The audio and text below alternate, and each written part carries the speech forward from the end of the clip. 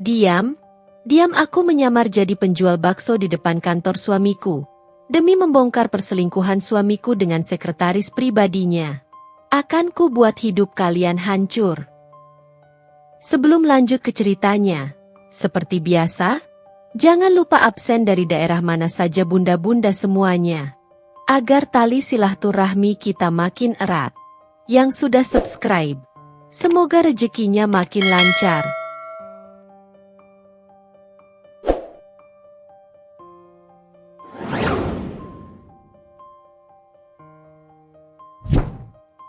Rumah kami adalah manifestasi sempurna dari impian banyak orang. Sebuah rumah 2 lantai bergaya modern minimalis di sudut perumahan elit Jakarta Selatan, dengan jendela-jendela besar yang membingkai taman tropis kecil di halaman belakang. Di dalamnya, ada aku, Kirana, seorang istri yang dulunya dikenal karena ambisinya di dunia desain interior, dan Rama, suamiku, seorang direktur pemasaran yang karirnya sedang melesat bak roket di sebuah perusahaan multinasional ternama. Kami memiliki segalanya, kemapanan finansial, lingkaran pertemanan yang luas, dan yang paling penting, sepasang anak kembar yang cerdas dan menggemaskan, Rafa dan Rina, yang berusia 7 tahun. Dari luar, hidup kami tampak seperti lukisan yang sempurna, harmonis, sukses, dan tanpa celah. Pagi itu, seperti biasa, hiruk-pikuk persiapan dimulai bahkan sebelum ayam berkokok. Aroma kopi hitam pekat bercampur dengan wangi roti panggang menyelimuti dapur. Rafa dan Rina, dengan seragam sekolah mereka yang rapi, berebut ingin menuangkan sereal sendiri. Rama, yang biasanya sudah rapi dengan setelan kerjanya, masih sibuk mengikat dasi di depan cermin besar di kamar utama. Aku, dengan apron yang membalut piyama sutra, cekatan menyiapkan sarapan, sesekali melirik jam di dinding. Jadwal kami padat, setiap menit dihitung. Rama harus tiba di kantor sebelum pukul 8 untuk rapat penting. Sementara aku punya janji dengan klien baru untuk proyek desain rumah mereka. Sayang, dasiku yang biru langit mana, ya? Suara Rama terdengar dari kamar, sedikit gelisah. Ia selalu punya satu dasi favorit untuk setiap rapat besar. Aku tersenyum kecil, mematikan kompor setelah memastikan telur dadar matang sempurna. Ada di laci ketiga, paling depan. Aku sudah menyiapkan semuanya tadi malam. Rama muncul tak lama kemudian, dasi biru langit itu sudah terikat rapi di lehernya, kontras dengan kemeja putihnya yang bersih. Ia mendekat, mengecup keningku singkat. Kamu memang yang terbaik, Kirana. Aku tidak tahu bagaimana aku bisa berfungsi tanpamu. Kata-kata itu, yang dulu bagaikan melodi indah di telingaku, kini terdengar hampa, seperti kaset rusak yang diputar berulang kali. Tidak ada lagi percikan di matanya. Tidak ada lagi sentuhan hangat yang membuatku merinding. Sentuhannya terasa dingin, nyaris mekanis. Rama selalu seperti itu belakangan ini. Cepat, efisien, seolah-olah semua interaksi denganku hanyalah checklist yang harus diselesaikan. Aku menghela napas pelan. Hati-hati di jalan, ya. Nanti siang aku coba bawakan bekal makan siang ke kantormu. Aku buatkan rendang kesukaanmu. Oh, tidak perlu, sayang. Rama buru-buru menjawab, nada suaranya sedikit meninggi. Aku sudah ada janji makan siang dengan klien penting. Kamu istirahat saja di rumah. Fokus sama proyek barumu. Sebuah retakan tipis, tak kasat mata, mulai muncul di dinding kaca yang selama ini kukira kokoh. Janji makan siang dengan klien? Rama tidak pernah menolak bekal makan siang buatanku, apalagi rendang kesukaannya. Ia selalu menghargai setiap usahaku. Perubahan ini, seperti potongan-potongan kecil puzzle yang salah, mulai mengusik benakku. Aku berusaha menepisnya. Mungkin dia memang sangat sibuk. Mungkin aku terlalu sensitif. Tapi naluri seorang istri, yang selama ini selalu kupercaya, berbisik bahwa ada sesuatu yang tidak beres. Keraguan itu, bagaikan duri kecil, mulai menusuk-nusuk hatiku, perlahan tapi pasti, meracuni ilusi kesempurnaan hidup kami. Perasaan tidak nyaman yang merayapi diriku sejak Rama menolak bekal makan siangku tidak lantas menghilang setelah ia berangkat kerja. Justru sebaliknya, perasaan itu tumbuh, perlahan tapi pasti, seperti lumut yang merayap di dinding lembab, semakin tebal dan sulit diabaikan. Sepanjang pagi, saat aku sibuk mengurus Rafa dan Rina, mulai dari memilihkan bekal makan siang yang mereka suka, menyiapkan buku-buku pelajaran, hingga mengantar mereka ke sekolah dengan mobil, pikiranku terus saja kembali pada Rama. Ada sesuatu yang sangat berbeda dalam dirinya belakangan ini. Sentuhannya terasa hambar, tatapannya seringkali kosong, dan bahkan caranya bicara yang dulu penuh perhatian, kini terdengar seperti rekaman yang diputar tanpa jiwa.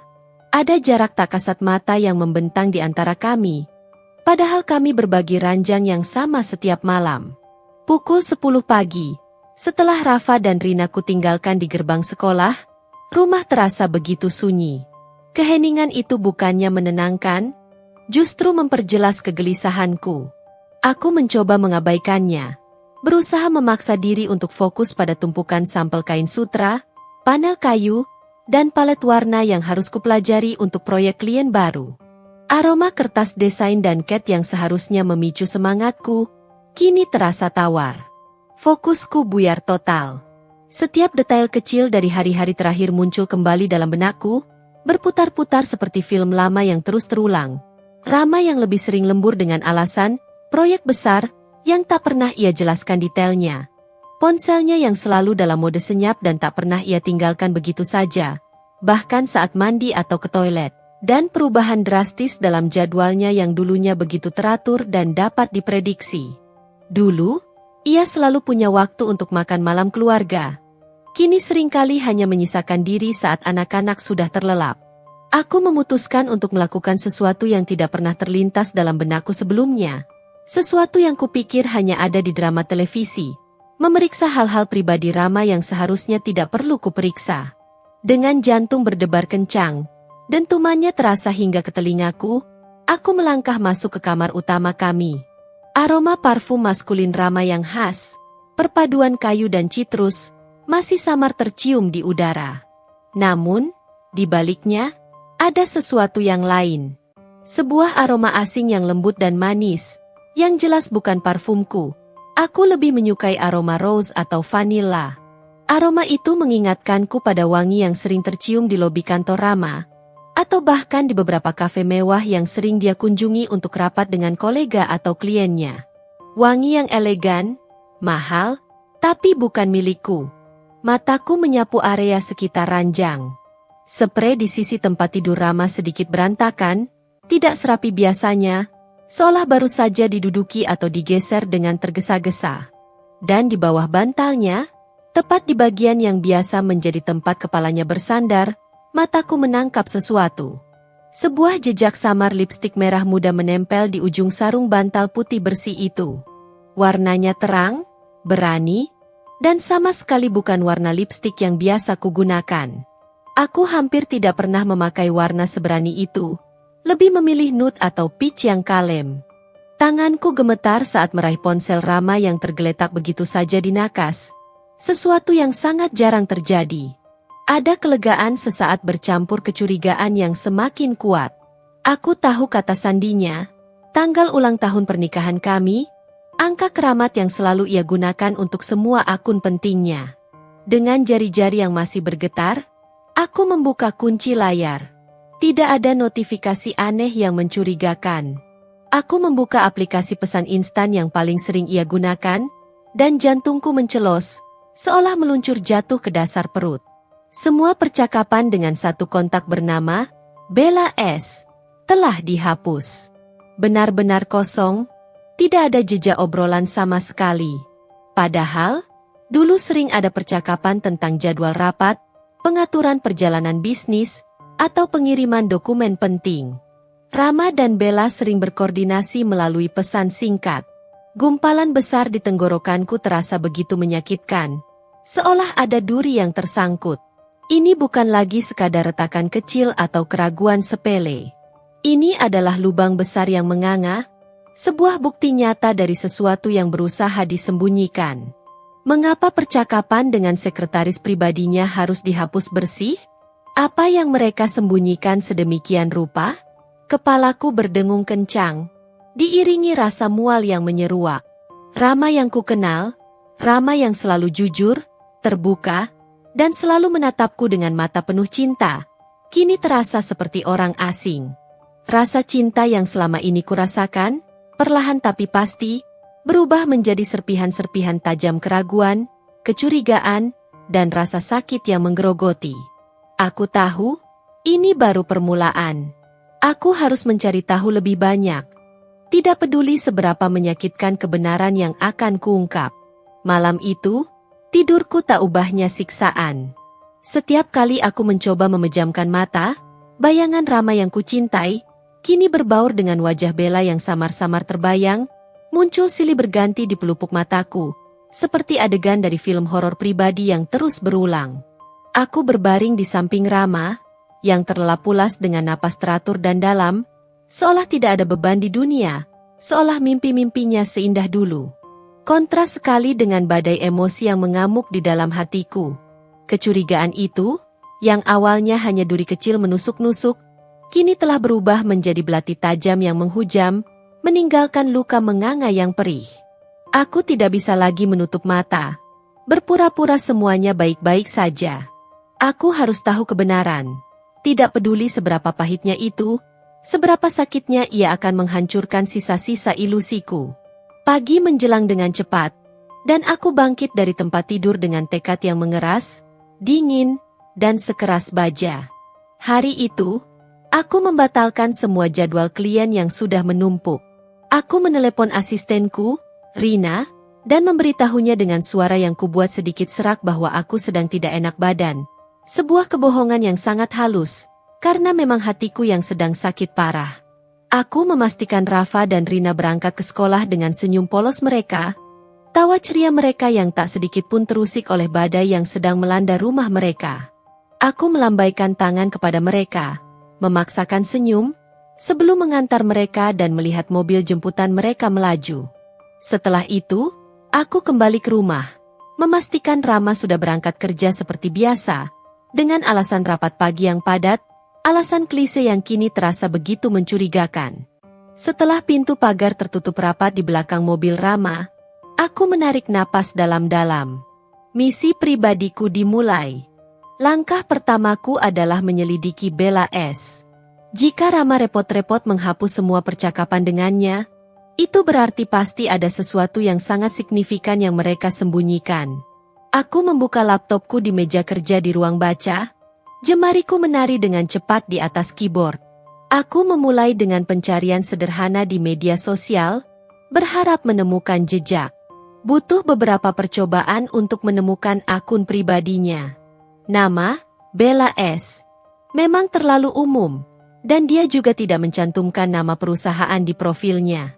Namun, dengan kombinasi nama perusahaan Rama, keyword, sekretaris direksi, dan beberapa tag lokasi di area perkantoran Jakarta Pusat, akhirnya aku menemukan profilnya. Bella Savitri, sekretaris Rama.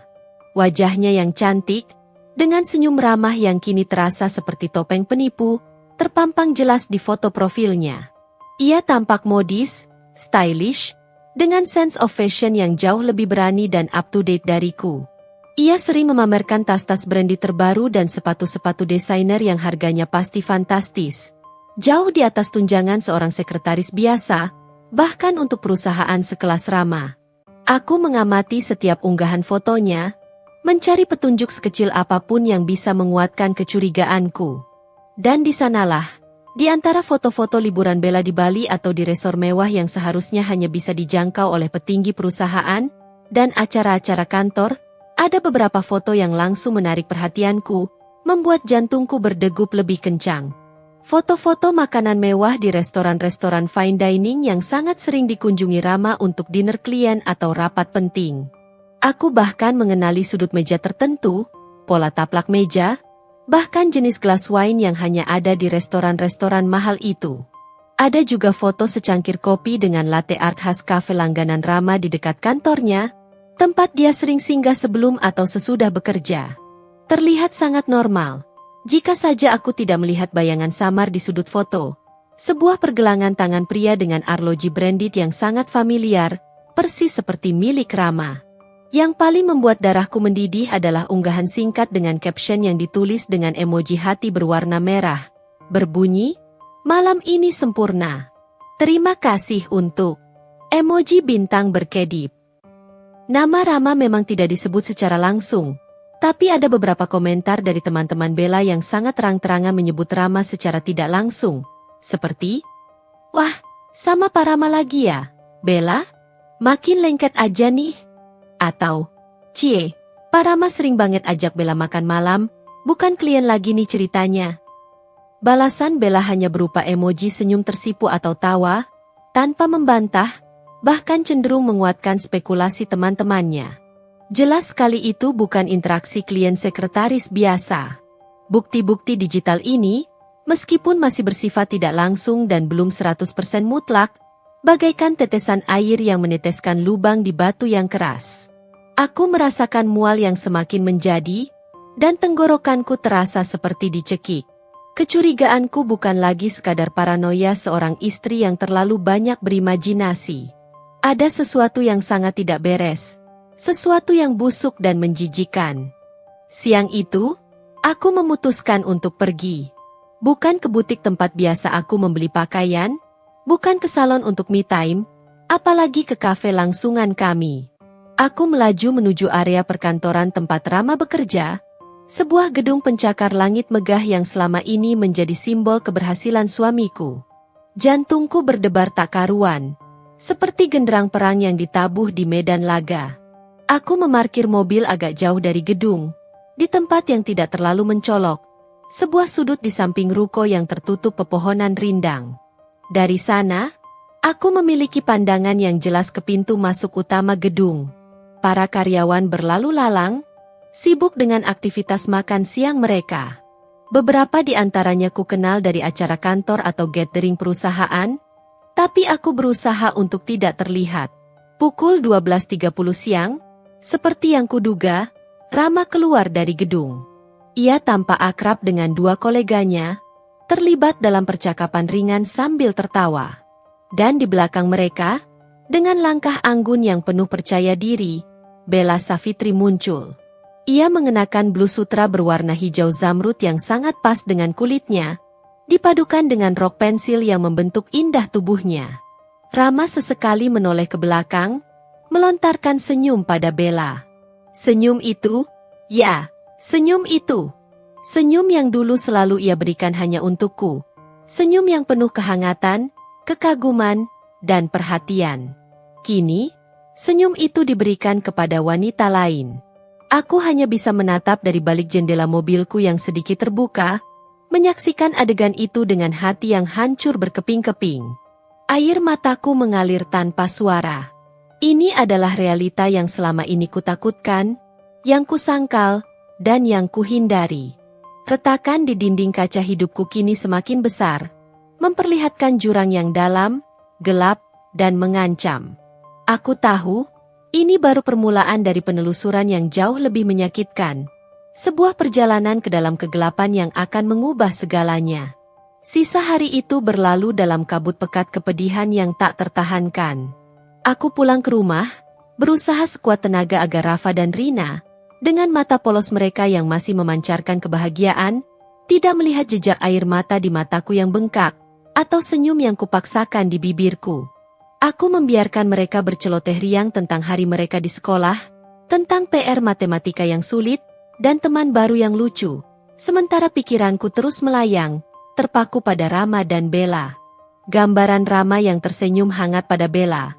Senyum yang dulu hanya untukku, terus menghantuiku, seperti kaset rusak yang diputar berulang kali di benak. Rasa dikhianati mencabik-cabik harga diriku, mengoyak-ngoyak jiwa yang dulunya kukira tegar. Aku tidak bisa tidur malam itu. Aku tahu aku tidak bisa menghadapi Rama hanya dengan bukti-bukti yang berupa asumsi, atau foto-foto media sosial yang bisa saja diputar-balikan dengan 1000 dalih. Aku butuh sesuatu yang lebih kuat, sesuatu yang tak terbantahkan, yang akan mematikan semua pembelaannya. Keesokan paginya, Setelah mengantar anak-anak ke sekolah dan memastikan mereka aman, aku memutuskan untuk melakukan sesuatu yang sangat berisiko. Sesuatu yang dulunya tak pernah terlintas dalam benak Kirana yang naif dan percaya penuh. Aku harus mendapatkan akses ke ponsel Rama lagi. Dan kali ini, aku tidak akan hanya melihat-lihat. Aku akan menggali lebih dalam, mencari jejak yang tersembunyi jauh di balik lapisan-lapisan digital. Aku tahu Rama punya kebiasaan mengisi daya ponselnya di nakas sisi tempat tidurku jika ia sedang terburu-buru, karena colokan listrik di sana lebih mudah dijangkau. Aku menunggu momen yang tepat, berdoa dalam hati agar semesta berpihak padaku. Kesempatan emas itu akhirnya datang saat Rama terburu-buru untuk rapat penting pagi itu. Ia mengecup keningku singkat, nyaris tanpa perasaan, seolah hanya sebuah formalitas, dan kemudian berlari keluar. Aku berangkat duluan ya. Sayang, kunci mobil ada di meja. Teriaknya dari ambang pintu yang terbuka. Namun, ia lupa ponselnya. Ponselnya tergeletak begitu saja di atas nakas, kabel charger masih menancap, layarnya menyala samar. Jantungku berpacu kencang, dentumannya terdengar jelas di telingaku, napas tertahan di dada. Ini adalah kesempatanku, momen krusial yang kutunggu. Dengan tangan gemetar hebat, aku meraih ponsel itu. Aku tahu kata sandinya, tanggal ulang tahun pernikahan kami, angka keramat yang selama ini menjadi simbol cinta dan kesetiaan kami, kini menjadi kunci pembuka gerbang pengkhianatan. Kali ini, aku tidak hanya akan memeriksa pesan instan utama. Aku membuka galeri foto, berharap menemukan sesuatu, tapi hasilnya nihil. Mungkin Rama sudah cukup pintar untuk menghapus jejak di sana. Kemudian, aku beralih ke aplikasi email kantornya. Aku membuka kotak masuk dan kotak terkirim, mencari nama Bella, atau subjek yang mencurigakan. Lagi-lagi, tidak ada apa-apa yang menonjol.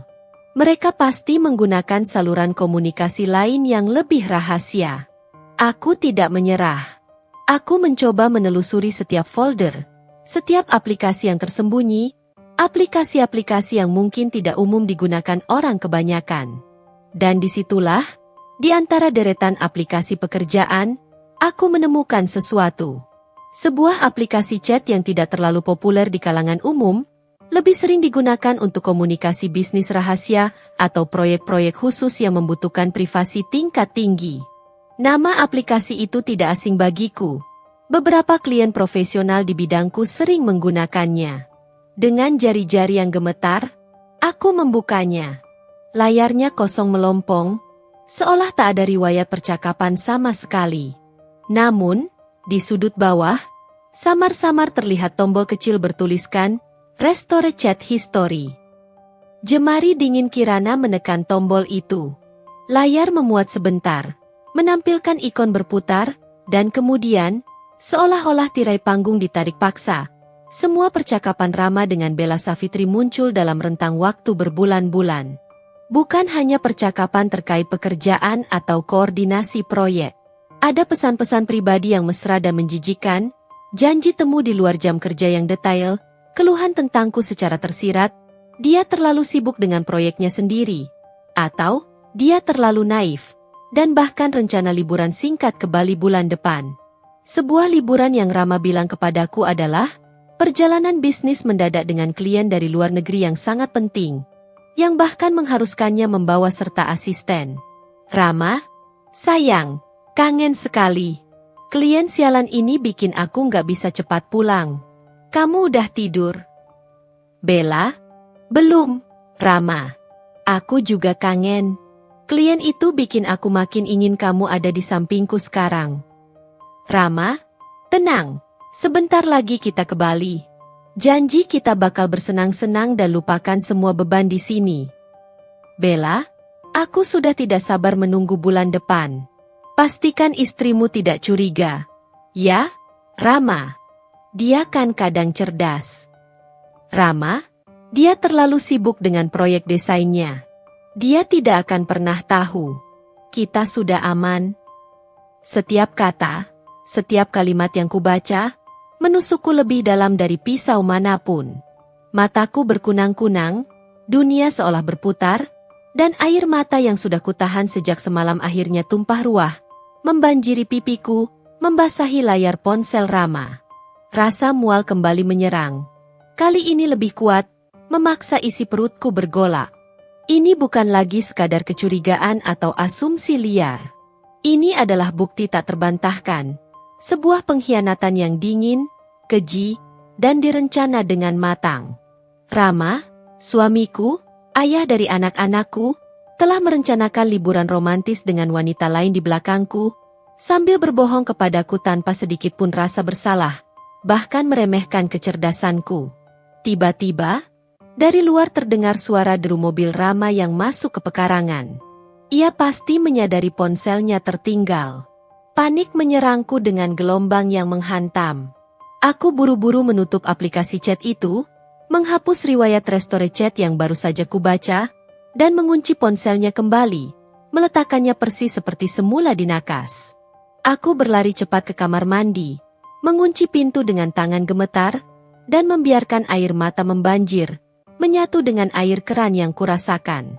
Wajahku di cermin tampak pucat pasi, mataku sembab dan merah, bengkak. Aku harus bersembunyi. Rama tidak boleh tahu aku sudah membaca semua itu. Tidak sekarang. Kecurigaanku telah berubah menjadi fakta yang memuakkan, kebenaran yang menghancurkan.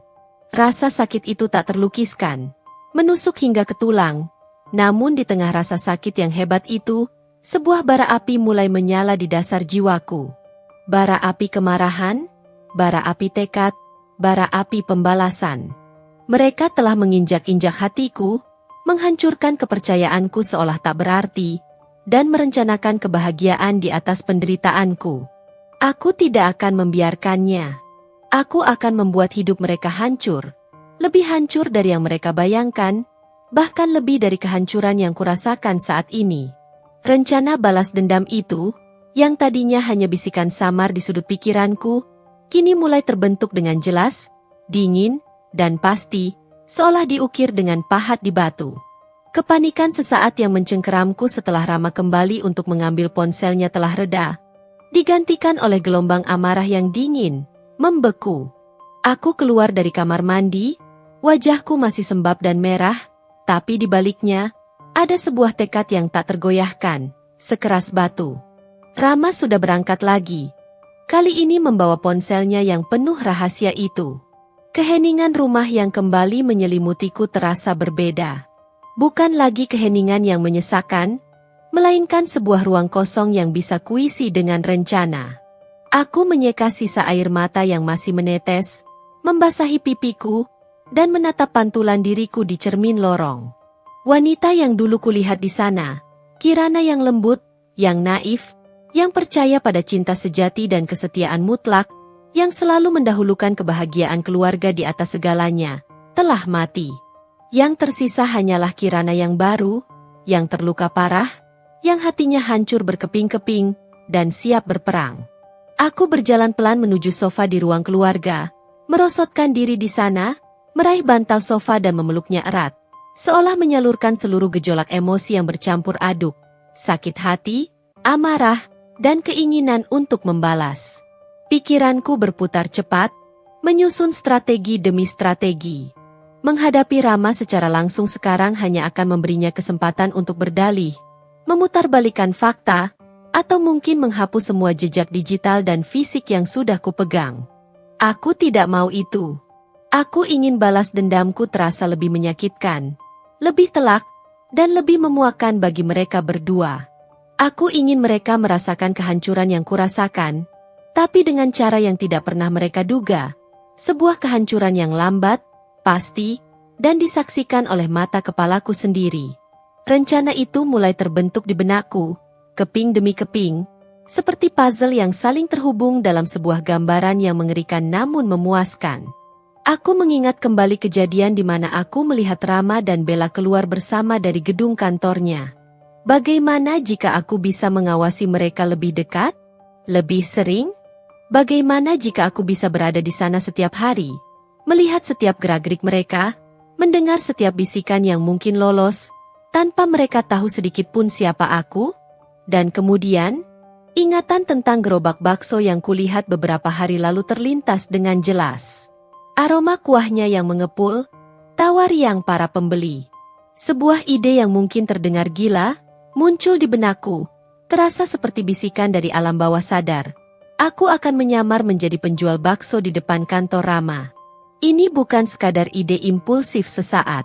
Ini adalah sebuah misi, sebuah penyamaran total. Aku akan membangun gerobak bakso, belajar membuatnya, menjualnya sendiri dengan tanganku, dan dari sana, aku akan mengamati, mengumpulkan lebih banyak bukti yang tak terbantahkan, dan menyusun kehancuran mereka secara sistematis. Aku meraih ponselku, kali ini untuk menghubungi seseorang yang bisa kupercaya sepenuhnya. Seseorang yang tahu sisi tergelapku dan akan mendukungku tanpa syarat. Maya. Maya adalah sahabat lamaku sejak bangku kuliah. Seorang koki handal yang kini memiliki catering sendiri, dengan jiwa petualang dan keberanian yang luar biasa. Dia sudah seperti saudara perempuanku sendiri. Selalu ada di setiap fase kehidupanku. Halo, Mei? Suaraku sedikit bergetar, meskipun aku berusaha keras menguatkannya. Kirana? Kenapa suaramu begitu? Ada apa? Kamu baik-baik saja. Maya langsung menangkap kegelisahanku. Nadanya penuh kekhawatiran. Aku menarik napas dalam, mengumpulkan seluruh keberanianku. Aku butuh bantuanmu, Mei. Aku butuh bantuan besar. Aku butuh kamu datang ke rumahku sekarang. Ada hal yang sangat penting dan genting. Setengah jam kemudian, suara bel pintu berbunyi, dan tak lama setelahnya, Maya sudah berdiri di ambang pintu rumahku, dengan raut wajah yang tidak bisa menyembunyikan kekhawatiran. Begitu dia masuk, aku langsung memeluknya erat, menumpahkan semua beban di bahunya. Dan di sana, dalam pelukan hangat sahabatku, tangis yang selama ini kutahan, yang menyesakkan dadaku, kembali pecah, lebih deras dari sebelumnya. Aku menceritakan semuanya. Dari aroma asing yang mencurigakan di kamar tidur, jejak lipstik yang menghinakan di sarung bantal, hingga isi chat Rama dengan Bella yang sangat menghancurkan hatiku. Maya mendengarkan dengan sabar. Matanya menyala marah seiring dengan setiap kata yang keluar dari mulutku. Tangannya sesekali mengusap punggungku, menenangkan. Setelah aku sedikit lebih tenang, dan hanya menyisakan isakan kecil, aku menatapnya dengan tatapan penuh tekad. Mataku masih basah. Aku ingin menghancurkan mereka. Mei, aku tidak akan membiarkan mereka berbahagia di atas penderitaanku. Dan aku punya sebuah rencana. Maya menatapku, alisnya terangkat tinggi, matanya menyelidik. Rencana apa? Kita sewa detektif? Atau kau mau labrak mereka di kantornya? Aku akan menemanimu. Aku menggeleng perlahan. Tidak, itu terlalu mudah. Dan Rama akan punya 1000 cara untuk menutupi. Aku akan menyamar.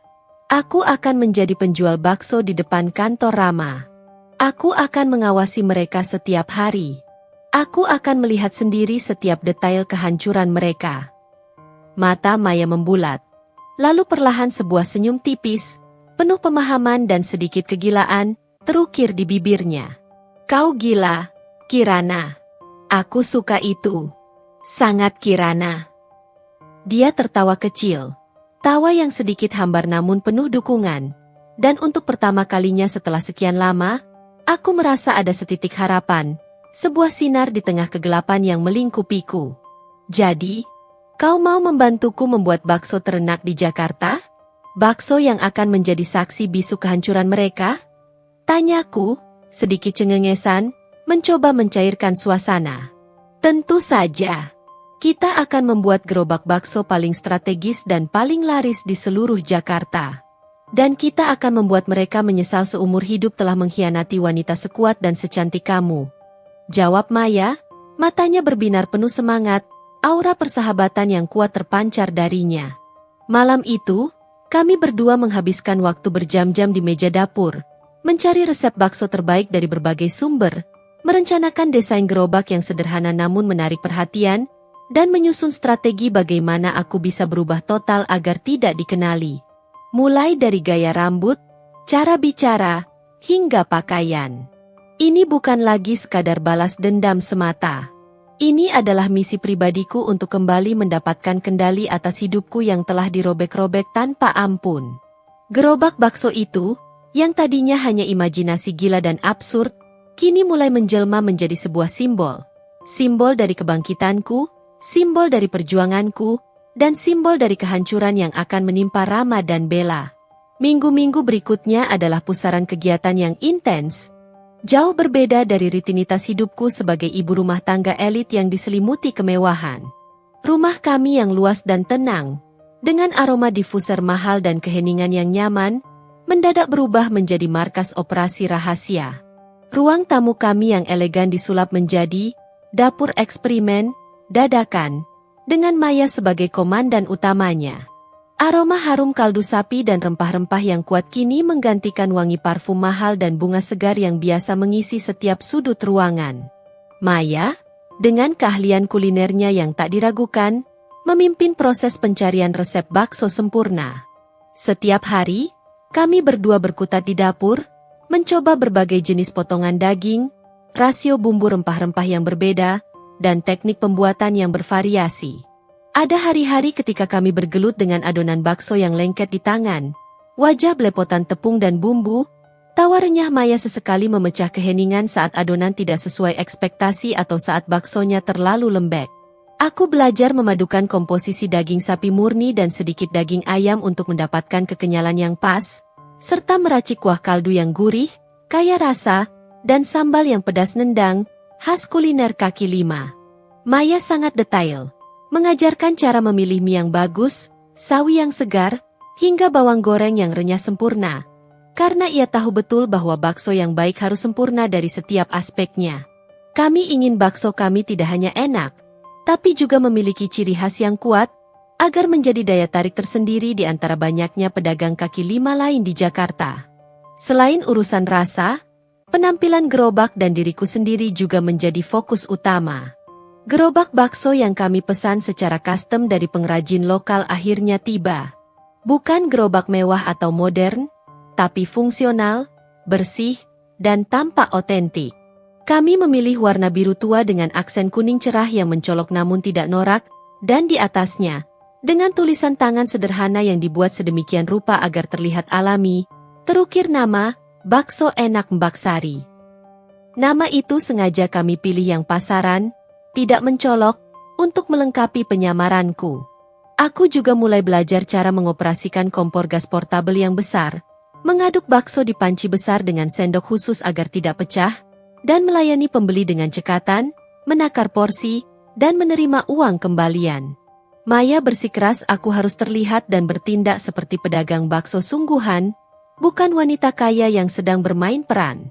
Setiap sore, aku akan berlatih mendorong gerobak di halaman belakang, melewati jalan setapak, merasakan beban dan mengendalikan keseimbangan. Bagian tersulit dari persiapan ini adalah transformasi Kirana. Aku harus menjadi orang yang sama sekali berbeda, bahkan untuk diriku sendiri. Pertama, rambutku. Rambut panjangku yang biasa terurai indah dengan sentuhan blow di salon setiap minggu, kini kubiarkan diikat tinggi asal-asalan dengan karet gelang, kadang dikepang sederhana, agar tidak mudah dikenali dan tidak merepotkan. Warna rambut coklat gelapku yang dulunya sering di-highlight kini dibiarkan apa adanya. Bahkan sesekali kubuat sedikit berantakan atau acak-acakan. Kemudian, ada gaya berpakaian. Aku membuang jauh-jauh gaun-gaun branded, celana jeans desainer, dan blus sutra kesayanganku. Sebagai gantinya, aku membeli beberapa setel kaos polos longgar yang murah, celana training atau celana kain yang nyaman dan mudah dicuci, serta sebuah jaket usang berwarna gelap yang akan menjadi ciri khas penyamaranku. Kulitku yang terawat baik di rumah dengan berbagai skincare mahal kini kubiarkan terpapar matahari saat berlatih mendorong gerobak di halaman belakang, berharap warnanya sedikit menggelap dan tidak terlalu putih atau mulus. Aku bahkan membatasi penggunaan make-up, hanya memoles bedak tipis dan sedikit lip balm agar tidak terlalu mencolok. Kamu harus berlatih bicara dengan logat yang berbeda, Kirana, saran Maya suatu sore, sambil menyerahkan semangkuk bakso hasil eksperimen terbaru kami yang mengepulkan asap harum. Cobalah logat Betawi atau Jawa yang medok. Jangan terlalu medok sih. Tapi cukuplah untuk menghilangkan aksen orang kota MU yang elit itu. Ingat, kamu adalah Mbak Sari, penjual bakso. Aku mulai berlatih di depan cermin, mengulang-ulang kalimat sederhana seperti, baksonya, Mas, pakai bihun atau mie kuning, atau, silakan dicoba, Bu, dijamin nagih, bumbunya pas di lidah. Dengan intonasi yang berbeda, sesekali menyelipkan kata, monggo, atau, silakan. Rasanya lucu dan aneh di awal. Seperti seorang aktris yang sedang mendalami perannya, tapi perlahan aku mulai terbiasa, bahkan merasa nyaman dengan identitas baruku. Malam hari, setelah Rafa dan Rina tidur pulas di kamar mereka, aku akan duduk sendiri di ruang baca, di tengah tumpukan buku dan blueprint desain. Di satu sisi mejaku ada sampel kain dan denah rumah klien yang harus kuselesaikan, sementara di sisi lain ada catatan resep bakso, daftar barang dagangan yang harus kubeli esok hari, dan daftar harga bahan pokok.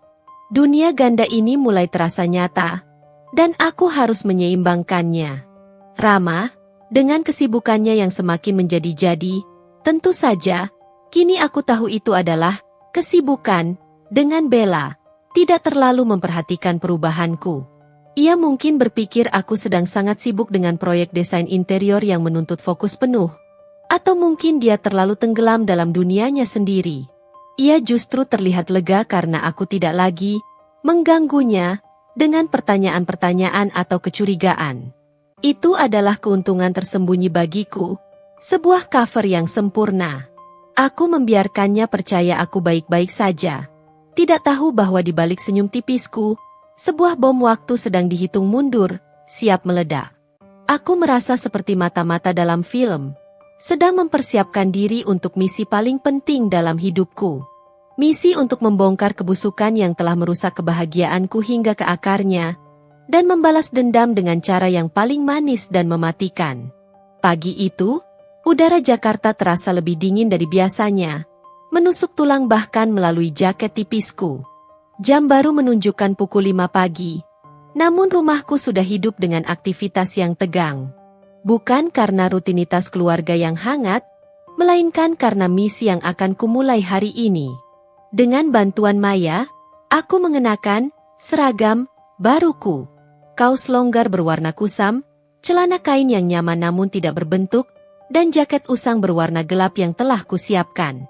Rambutku kuikat tinggi secara asal-asalan dengan karet gelang, sedikit berantakan, dan wajahku minim make up.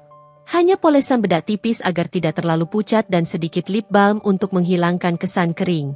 Di cermin, aku melihat pantulan seorang wanita yang sama sekali berbeda dari Kirana. Seorang desainer interior yang elegan dan selalu tampil modis. Aku melihat Mbak Sari, penjual bakso yang akan segera beraksi. "Kamu siap, Kirana?" bisik Maya. Tangannya menepuk bahuku. Nadanya syarat dukungan namun tak bisa menyembunyikan kekhawatiran yang samar. Matanya menatapku lekat, seolah mencari sisa-sisa Kirana yang lama.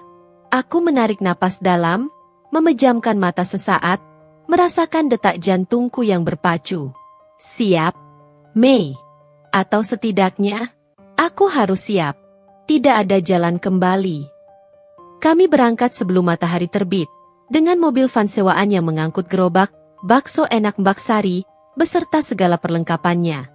Panci besar berisi kaldu yang mengepulkan asap, tumpukan mangkuk dan sendok bersih, serta boks-boks berisi mie, sawi, pangsit goreng, tahu, dan bawang goreng. Jalanan masih sepi, hanya sesekali dilewati taksi atau kendaraan pengangkut barang, dan suasana itu memberiku sedikit ketenangan sebelum badai dimulai. Kami tiba di area perkantoran Rama. Aku memilih spot yang strategis, agak sedikit tersembunyi di balik pohon rindang yang lebat, namun memiliki pandangan yang jelas dan tak terhalang ke pintu masuk utama gedung kantor Rama. Sebuah sudut yang sempurna untuk observasi. Dengan cekatan, kami berdua mulai menata gerobak. Maya, dengan pengalamannya yang sudah teruji, membantuku memasang kompor gas portabel yang besar, menata mangkuk, sendok, dan sumpit di rak-rak gantung, serta menyiapkan semua topping pelengkap yang menggugah selera. Aroma kuah kaldu sapi yang baru matang, kaya rempah dan gurih, mulai mengepul kuat, menyebar di udara pagi dan mengundang perhatian beberapa petugas kebersihan dan keamanan gedung yang mulai beraktivitas. Aku tahu, aroma itu adalah senjata pertamaku untuk menarik pembeli, sekaligus camouflage yang sempurna. Matahari mulai naik, dan para pekerja kantoran mulai berdatangan, langkah kaki mereka memenuhi trotoar. Aku mulai melayani pembeli pertama, seorang satpam yang ingin sarapan hangat, lalu beberapa karyawan cleaning service dan petugas keamanan yang penasaran dengan pedagang bakso baru. Aku memaksakan senyum ramah, menjawab pertanyaan mereka dengan logat yang sudah kulatih, mencoba membangun citra sebagai penjual bakso yang ramah, cekatan, dan profesional. Setiap kali ada orang yang mendekat, jantungku berdebar kencang, takut ada yang mengenaliku, meskipun aku tahu penampilanku sudah sangat berubah. Namun, berkat transformasiku yang total, mulai dari wajah, rambut, pakaian, hingga cara bicaraku, tidak ada satupun yang menaruh curiga. Mereka hanya melihat Mbak Sari, penjual bakso yang baru saja membuka lapak. Sekitar pukul 7.30, pandanganku terpaku. Aku melihat mobil Rama, sedan mewahnya yang familiar, memasuki area parkir khusus direksi. Jantungku berdebar lebih kencang lagi. Iramanya seolah mengalahkan suara bising jalanan. Rama keluar dari mobil, tampak rapi seperti biasa dalam setelan jas mahalnya, sambil mengobrol di telepon. Aku menunduk, pura-pura sibuk merapikan tumpukan mangkuk di gerobak. Tapi mataku melirik dari balik poni yang menutupi dahiku. Ia tidak menoleh sedikit pun ke arah gerobakku. Ia masuk ke dalam gedung tanpa menyadari bahwa istrinya, dengan penyamaran yang sempurna, berada hanya beberapa meter darinya, menyaksikan setiap gerak-geriknya. Pukul 8, lobi kantor mulai ramai dengan karyawan yang bergegas masuk. Dan di sanalah, aku melihatnya. Bella Savitri keluar dari lift, langkahnya anggun dan percaya diri, dengan senyum cerah yang selalu ia pasang di wajahnya. Ia tampak mempesona pagi itu, mengenakan setelan blazer berwarna merah marun yang sangat menarik perhatian, dipadukan dengan rok pensil yang menunjukkan lekuk tubuhnya yang langsing. Ia tidak langsung masuk ke kantornya, melainkan berhenti sejenak di lobi, di samping sebuah pot tanaman besar, seolah menunggu sesuatu. Atau seseorang. Benar saja. Beberapa menit kemudian, Rama muncul dari arah lift lain. Senyum lebarnya yang dulu selalu ia tunjukkan kepadaku kini terpancar jelas di wajahnya saat matanya bertemu dengan Bella. Mereka bertukar pandang yang penuh arti, seolah ada percakapan tak terucap di antara mereka. Senyum Bella semakin lebar, memperlihatkan deretan gigi putihnya. Mereka mulai berjalan bersama menuju area kantin karyawan yang terletak di lantai dasar, bahu nyaris bersentuhan, bahkan beberapa kali tangan mereka terlihat saling menyentuh, tak sengaja, saat mereka berjalan. Mereka terlibat dalam percakapan yang akrab dan ringan, sesekali Bella terkikik mendengar lelucon Rama. Mereka terlihat seperti pasangan yang sedang kasmaran, bukan atasan dan sekretaris yang profesional. Aku melihat semua itu dari balik gerobakku, dengan tanganku yang sibuk meracik semangkuk bakso pesanan seorang karyawan yang baru saja datang. Darahku mendidih. Rasanya ingin berteriak dan membongkar penyamaranku saat itu juga. Namun, aku memaksakan diriku untuk tetap tenang. Senyumku tetap terpajang di bibir, meskipun terasa hambar. Aku menahan diri untuk tidak berteriak, tidak membanting mangkuk, tidak melakukan apapun yang bisa membongkar penyamaranku dan merusak rencana besarku. Ini baru hari pertama. Aku harus mengumpulkan lebih banyak bukti, melihat pola-pola kebiasaan mereka, dan mempelajari kelemahan mereka sebelum melancarkan serangan balasan. Gerobak, bakso enak Mbak Sari, bukan hanya sumber penghasilan sementaraku, bukan pula sekadar gerobak biasa. Itu adalah panggung observasiku, bentengku, dan awal dari rencana balas dendam yang akan mengubah segalanya. Dari balik gerobak ini, dengan tangan yang sibuk meracik bakso, aku akan menyaksikan kehancuran mereka, sepotong demi sepotong, hingga tak tersisa. Hari-hari pertama penyamaranku sebagai Mbak Sari adalah campuran antara ketegangan yang konstan dan kebosanan yang mendera. Setiap pagi, sebelum fajar menyingsing, bahkan sebelum para petugas keamanan tiba, aku sudah berada di depan kantor Rama. Gerobak, bakso enak Mbak Sari, kuletakkan di spot yang sudah kutentukan, dan aroma kuah bakso yang mengepul kuat selalu berhasil menarik perhatian para pekerja awal dan penghuni ruko sekitar. Banyak karyawan kantor yang mulai mengenalku sebagai Mbak Sari yang baksonya enak banget dan murah. Terutama mereka yang sering makan siang di luar kantor atau mencari sarapan praktis. Aku belajar banyak tentang kebiasaan mereka. Siapa yang suka pedas sampai keringat bercucuran, siapa yang menambahkan banyak saus kacang, dan siapa yang selalu minta kerupuk pangsit ekstra renyah. Interaksi-interaksi sederhana ini, di satu sisi, membantuku berbaur dan tampak seperti pedagang sungguhan. Namun di sisi lain, menambah beban di hatiku. Aku harus berpura-pura ramah dan bahagia melayani orang-orang yang mungkin saja adalah kolega suamiku yang selingkuh.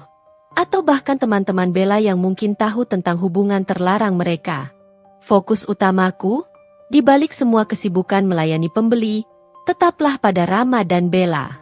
Seiring waktu, pola-pola yang mencurigakan itu mulai terungkap dengan jelas, membentuk sebuah narasi pengkhianatan yang tak terbantahkan. Hampir setiap pagi, Rama dan Bella akan tiba di kantor dalam waktu yang berdekatan. Jika tidak bersamaan dalam satu mobil, yang sangat jarang terjadi karena mereka masih mencoba berhati-hati, mereka akan bertemu di lobi, bertukar senyum dan tatapan yang terlalu akrab, terlalu personal, untuk sekadar rekan kerja atau atasan bawahan. Pemandangan itu selalu bagaikan tusukan baru di dadaku, bahkan lebih sakit dari tusukan pertama.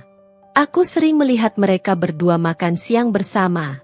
Bukan di kantin kantor yang ramai, melainkan di kafe-kafe mewah atau restoran fine dining di sekitar area perkantoran. Kadang mereka pergi dengan dalih rapat di luar, tapi aku tahu bedanya. Mereka tidak membawa berkas atau laptop, hanya tas tangan Bella yang kecil dan briefcase Rama yang ringan. Mereka akan masuk ke restoran dengan langkah santai, tawa renyah Bella sering terdengar, dan Rama akan membukakan pintu untuknya dengan gestur penuh perhatian. Sebuah gesture yang sudah lama sekali tidak ia lakukan untukku. Mata dan telingaku menjadi sangat tajam, merekam setiap detail. Aku mulai mencatat setiap hal kecil. Pakaian yang mereka kenakan setiap kali kencan makan siang, waktu keberangkatan dan kedatangan mereka, bahkan mood mereka berdasarkan ekspresi wajah dan bahasa tubuh. Seringkali, Bella akan kembali dengan senyum lebar dan rona merah di pipinya, sementara Rama terlihat lebih santai dan bahagia. Suatu siang, saat suasana agak sepi, hanya ada beberapa pembeli yang tersisa. Seorang karyawan muda yang sering membeli bakso dariku, sebut saja Rian, duduk di bangku kecil di samping gerobak. Ia tampak lelah dan sedikit mengeluh, meletakkan ID card-nya di meja. Mbak Sari, tahu tidak? Gila banget kerja di sana sekarang, katanya sambil menyeruput kuah bakso hangatnya. Atmosfernya beda. Banyak bisik-bisik. Mbak. Aku membalasnya dengan senyum simpatik, pura-pura sibuk meracik pesanan berikutnya. Kenapa, Mas? Banyak kerjaan atau ada masalah di kantor? Tanyaku, mencoba memancing informasi lebih lanjut dengan nada polos dan penasaran seorang pedagang bakso. Bukan cuma kerjaan, Mbak. Atmosfernya beda. Pak Rama itu direktur paling disegani dan berwibawa. Tapi sekarang dia lebih sering terlihat di kantor Bella daripada di ruangannya sendiri. Bahkan, beberapa kali aku lihat dia nungguin Bella selesai kerja di lobi. Padahal dia kan bosnya. Semua jadi canggung. Mbak, apalagi Bella itu sekarang jadi sekretaris paling beruntung di sana. Padahal dulunya biasa saja, malah sempat mau dirotasi. Rian terus berceloteh, mengeluh. Semua orang sudah jadi rahasia umum kalau mereka ada main. Kasihan istrinya kalau sampai tahu. Baik banget lo istrinya, Mbak, sering datang ke acara kantor. Jantungku berdebar kencang. Dentumannya seperti drum yang ditabuh di dalam dadaku, sakit dan sesak. Ini adalah konfirmasi langsung yang tak kuduga, dari orang dalam. Oh ya? Mungkin banyak proyek baru, Mas, jadi harus sering koordinasi? Aku mencoba memancing informasi lebih lanjut, meskipun suaraku nyaris tercekat. Proyek apaan, Mbak? Saya sering lihat mereka di kantin berdua, di kafe berdua, bahkan sering pulang bareng dengan mobil yang sama. Padahal Pak Rama kan sudah beristri dan anaknya 2. Mbak, anaknya kembar lagi. Lucu-lucu. Rian melanjutkan, tanpa tahu sedikit pun kepada siapa ia bicara, tanpa menyadari bahwa ia baru saja menusuk luka yang sudah menganga dalam diriku. Bella itu juga, Mbak. Sekarang sering pakai perhiasan baru yang mahal, tas branded yang sering ganti. Padahal setahuku gaji sekretaris tidak semewah itu, bahkan di perusahaan sebesar itu. Semenjak dekat sama Pak Rama, dia jadi lebih gaya. Dulu pakaiannya biasa aja, Mbak. Setiap bisikan dari Rian, setiap detail yang ia sampaikan tanpa beban, setiap tatapan yang kucuri dari Rama dan Bella, adalah mata rantai yang menghubungkan bukti-bukti pengkhianatan mereka, membuat gambarannya semakin jelas dan memuakkan. Aku menelan semua informasi itu dengan tenang, meskipun di dalam hatiku badai kemarahan bergejolak hebat, ingin rasanya aku berteriak. Aku berterima kasih kepada Rian, memberinya diskon kecil untuk baksonya sebagai imbalan atas informasi yang tak ternilai harganya. Dia tidak tahu bahwa ia baru saja memberikan amunisi paling penting bagi misi balas dendamku. Malam harinya, di rumah yang kini terasa seperti penjara, aku mencatat semua temuan baruku dalam sebuah jurnal rahasia yang kusimpan di balik lemari buku. Aku menuliskan setiap detail, setiap pengamatan, setiap percakapan yang kudengar, setiap pola yang kutemukan, lengkap dengan tanggal dan waktu. Jurnal itu bukan hanya sekadar catatan, melainkan sebuah inventarisasi dendam, sebuah timeline pengkhianatan. Semakin banyak bukti yang terkumpul, semakin kuat dan jelas rencana kehancuran yang kubayangkan untuk mereka berdua. Gerobak bakso itu, yang setiap hari menjadi panggungku, adalah tempat di mana aku mengumpulkan amunisi, satu persatu, dengan sabar, untuk menembak balik mereka pada saat yang tepat. Aku tahu, waktu untuk melancarkan serangan balasan semakin dekat, dan aku tidak akan menyia-nyiakannya. Seiring berjalannya waktu, penyamaranku sebagai Mbak Sari semakin sempurna, seperti lapisan kulit kedua yang ku kenakan. Aku tidak lagi merasa canggung memegang centong bakso yang berat, atau berteriak menawarkan dagangan dengan logat yang sudah lumayan fasih. Para karyawan, mulai dari staf biasa hingga yang jabatannya lebih tinggi, sudah terbiasa dengan kehadiranku. Beberapa bahkan mulai mengobrol santai, berkeluh kesah tentang pekerjaan mereka, tanpa pernah menyadari bahwa di balik topi baseball lusuh dan jaket sederhana yang kupakai, adalah istri direktur mereka yang kini bersembunyi di balik topeng. Rasa sakit hati memang masih ada, menggerogoti setiap sudut hatiku, tetapi kini bercampur dengan kepuasan yang dingin. Setiap senyum ramah yang kuberikan kepada mereka, setiap mangkuk bakso hangat yang kuserahkan, adalah bagian dari sandiwara besar ini, sebuah pementasan yang hanya aku dan Maya yang tahu naskahnya. Keberanianku mulai tumbuh, seperti tanaman yang perlahan membelah batu. Aku tidak lagi hanya mengamati dari jarak yang aman. Ada hari-hari ketika aku akan sengaja memarkir gerobak sedikit lebih dekat ke pintu masuk gedung, atau sedikit lebih dekat ke jendela kafe mewah di lantai dasar tempat Rama dan Bella sering makan siang. Aku melihat bagaimana mereka berdua tidak hanya terlihat akrab, tetapi juga sangat protektif dan intim satu sama lain.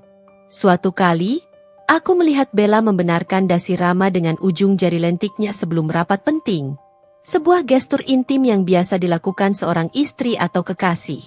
Di lain waktu, Rama terlihat memegang pinggang Bella saat mereka berjalan di koridor lobi, sebuah sentuhan yang jelas bukan sekadar sentuhan atasan bawahan. Pemandangan itu selalu membakar hatiku, tapi aku membiarkan api itu membakar tekadku untuk membalas, bukan emosiku yang bisa meledak dan menghancurkan penyamaranku. Di rumah, aku juga harus beradaptasi dengan ritme baru, menciptakan narasi yang meyakinkan untuk Rama. Dia semakin sering pulang malam, dengan dalih yang semakin bumpang dan bervariasi. Rapat maraton dengan investor asing, makan malam dengan klien dari luar kota, atau lembur karena proyek besar yang harus segera selesai dan butuh perhatian penuh. Aku selalu merespons dengan senyum tipis dan anggukan. Hati-hati ya, sayang. Jangan terlalu memaksakan diri, kataku, Meskipun di dalam hati aku tahu persis kemana ia pergi dan dengan siapa ia menghabiskan malam-malamnya. Aku bahkan tidak lagi menunggunya makan malam. Aku memastikan Rafa dan Rina makan, belajar, dan tidur tepat waktu, menjalankan peran sebagai ibu yang sempurna, agar tidak ada celah kecurigaan. Setelah itu, aku akan kembali ke duniaku sendiri, merancang desain baru di laptopku untuk klien yang memang ada, atau merencanakan strategi untuk bakso enak Mbak Sari esok hari, yang kini menjadi prioritas utama. Aku sengaja mengurangi intensitas interaksiku dengan Rama. Jika dulu aku sering bertanya detail tentang harinya, kini aku hanya sesekali mengangguk saat dia bercerita secara singkat, atau bergumam, "Oh, ya?" tanpa menunjukkan minat lebih. Jika dulu aku sering menyentuhnya, membelai rambutnya, atau menggenggam tangannya, kini aku menjaga jarak fisik. Aku ingin dia merasa bahwa aku baik-baik saja, bahwa aku tidak curiga sedikit pun, bahwa aku adalah istri yang terlalu sibuk dan naif untuk melihat apa yang terjadi di depan matanya. Aku ingin dia merasa aman dalam pengkhianatannya, merasa bahwa dia telah berhasil menyembunyikan semuanya dengan sempurna. Sikapku yang acuh tak acuh ini justru membuatnya semakin nyaman, semakin lengah. Dia tidak tahu bahwa setiap perubahan kecil pada diriku adalah bagian dari rencana yang lebih besar, bahwa setiap jarak yang kuciptakan adalah celah yang kubuka lebar-lebar untuk melancarkan serangan balasan. Suatu sore, saat Rama pulang lebih awal dari biasanya, ia mencium aroma aneh di dapur, aroma kaldu dan rempah yang kuat. "Bau apa ini, sayang?" "Bau masakan yang aneh," katanya, sedikit mengernyitkan dahi, ekspresinya menunjukkan ketidaknyamanan. Aku tahu itu adalah aroma sisa kaldu bakso yang tadi pagi kubuat dalam porsi besar untuk persediaan esok hari. "Oh, itu aku tadi coba-coba resep baru. Resep masakan Indonesia yang lagi viral di grup ibu-ibu desainer." Jawabku santai, pura-pura sibuk merapikan meja makan dan mengelap sisa air. "Rafa dan Rina suka kok. Nanti malam kamu coba ya. Rasanya gurih pedas." Rama hanya mengangguk singkat, tampak tidak terlalu peduli dan tidak tertarik sama sekali. Ia langsung menuju kamar mandi, lalu ke kamar utama, seolah tidak tertarik dengan penjelasan atau masakanku. Dia tidak bertanya lebih lanjut, tidak mencicipi, bahkan tidak menunjukkan rasa ingin tahu. Hal itu semakin menguatkan dugaanku. Dia tidak lagi peduli dengan apa yang kulakukan di rumah, dengan minat baruku, atau dengan istri yang mencoba menyenangkannya. Pikirannya sudah ada di tempat lain, terpaku pada Bella. Setiap hari, setelah pulang dari berjualan bakso yang melelahkan dan memastikan anak-anak tidur pulas, aku akan membuka jurnal rahasiaku yang kini semakin tebal. Aku mencatat hal-hal kecil yang kubaca dari chat Rama dan Bella yang sempat kulihat, setiap pengamatan yang kulihat dari gerobak bakso, setiap bisikan yang kudengar dari karyawan yang membeli bakso. Aku juga mulai meneliti aset-aset Rama, mencari tahu kemungkinan adanya rekening tersembunyi, investasi yang tidak wajar, atau pembelian-pembelian besar yang tidak masuk akal dengan gajinya. Aku bahkan menghubungi beberapa teman lama yang bekerja di bidang hukum dan keuangan, dengan alasan, sekadar diskusi proyek desain interior yang kompleks. Tapi sebenarnya aku sedang mengumpulkan informasi tentang celah hukum atau cara melacak transaksi keuangan yang mencurigakan tanpa meninggalkan jejak. Aku tahu, data-data ini akan menjadi kunci utama dalam menghancurkan kredibilitas Rama dan Bella di mata publik dan profesional. Malam semakin larut, dan aku merasa semakin jauh dari Kirana yang dulu. Rasa pahit yang mengendap di dasar hatiku kini bercampur dengan kekuatan baru, sebuah ketegaran yang tak pernah kuduga. Aku bukan lagi korban yang lemah dan putus asa.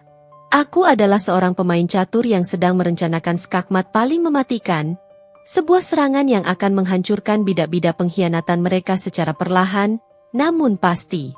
Minggu-minggu berlalu, berganti menjadi bulan, dan aku semakin tenggelam dalam peran Mbak Sari.